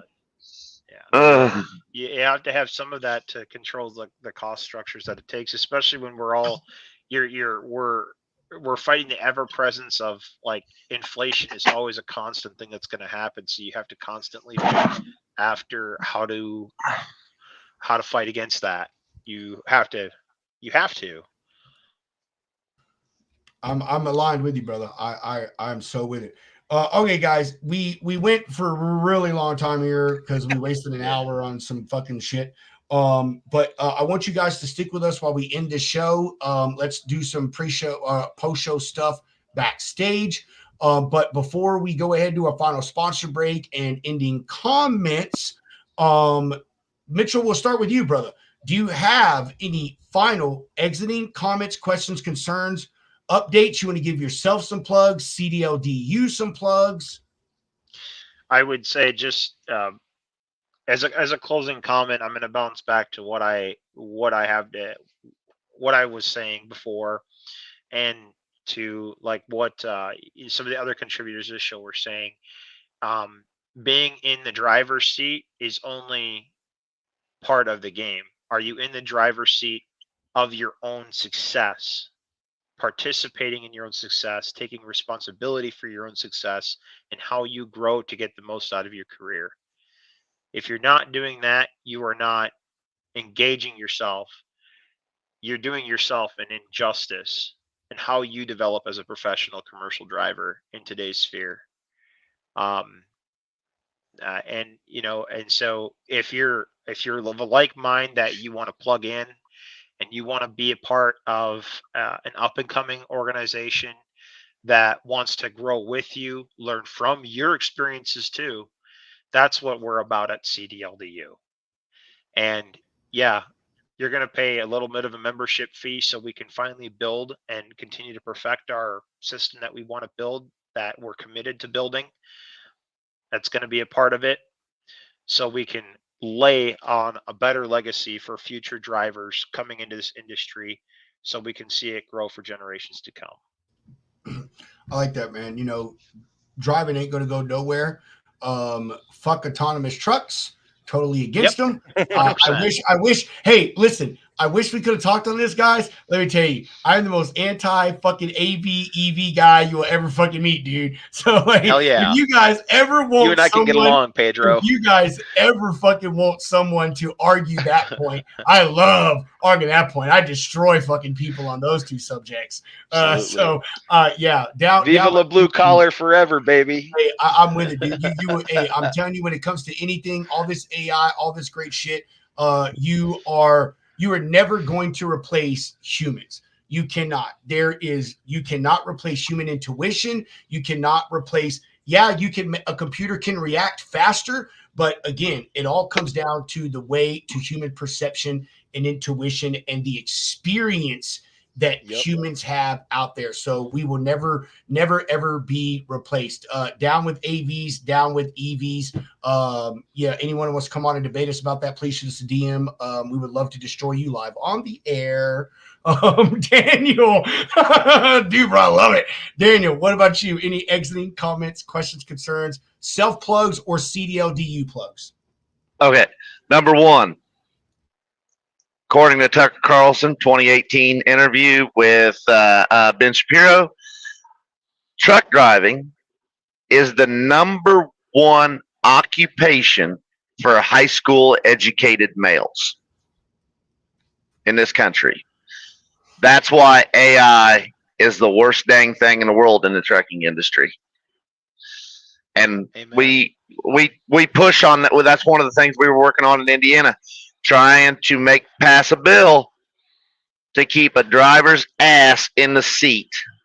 Because we can't stop the autonomous because they've cut federal funding, but we can make the law keep a driver's ass in the seat, CDL driver's ass in the seat. We do need to stop it. Yes, Why are my federal tax dollars going towards that bullshit? We've got homeless fucking veterans. We got homeless veterans on the street. Don't even get me started on that, bro. I understand what you're saying. Another day. I understand what you're saying. Trust me, I understand what you're saying. Fuck that. But stop all that funding. Shut all those companies down. Put those people out of business. I agree with you 100%. Number two, if you truly want to see your industry be successful and not get totally destroyed by bureaucrats and people who are only out here for their own profit and not the life of the country and the lifestyle of the brothers and sisters of the highway.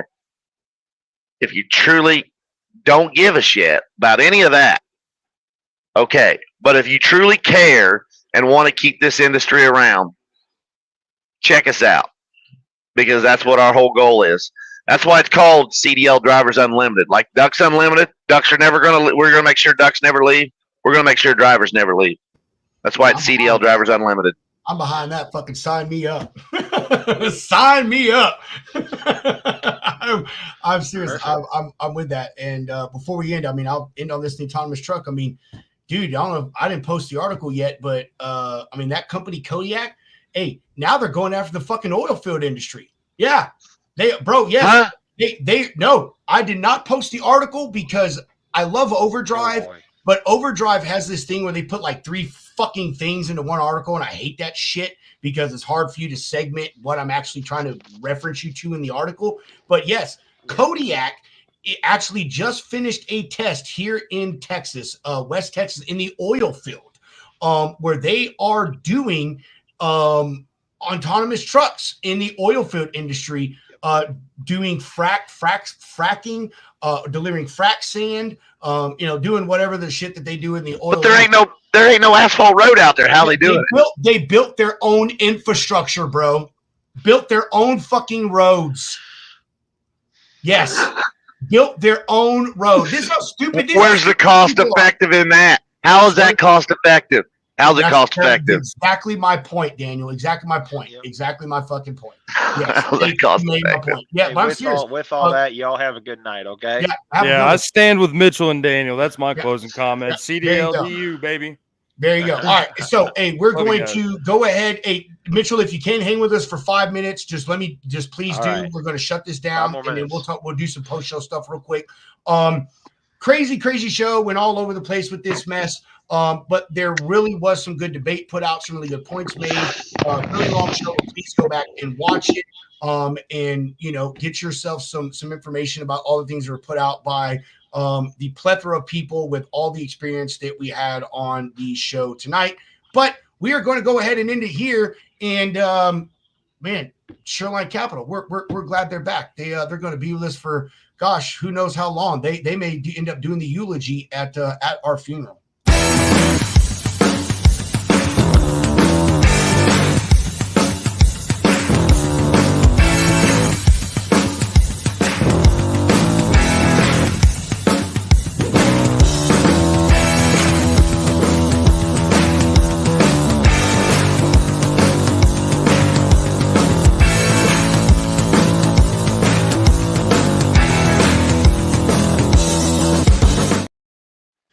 The folks from Gigo, we talked about, like I said, a lot of stuff today. And man, when it comes to you drivers out there being on the road, all you brokers, all you shippers, one thing that is very important is not to be a victim of freight theft. And it may happen, but you will be in a much better place if your freight or even one of your assets gets stolen, if you've got actual GPS tracking on that thing and you ain't worried about none of that cell phone tracking. Go ahead, go to Gigo, go to that link there at the bottom of the screen. Got a couple of specials going on for y'all. Snatch yourself some GPS trackers on up and make sure you know where your freight and your assets are anytime, any place, anywhere in the world.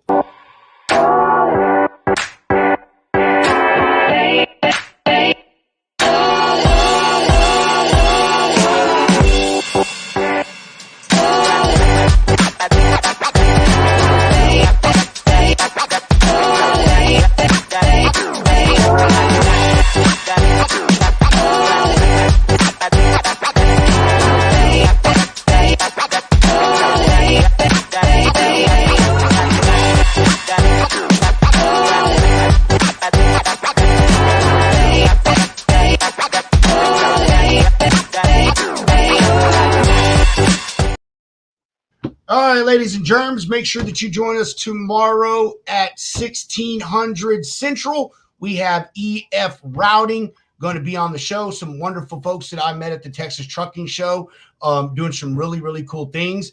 Actually goes into some of the things we talked about today about helping drivers make better decisions so they can be more profitable. And then after our first hour and 15 minutes, we will have our normal Freestyle Friday. So we hope to see all of you there.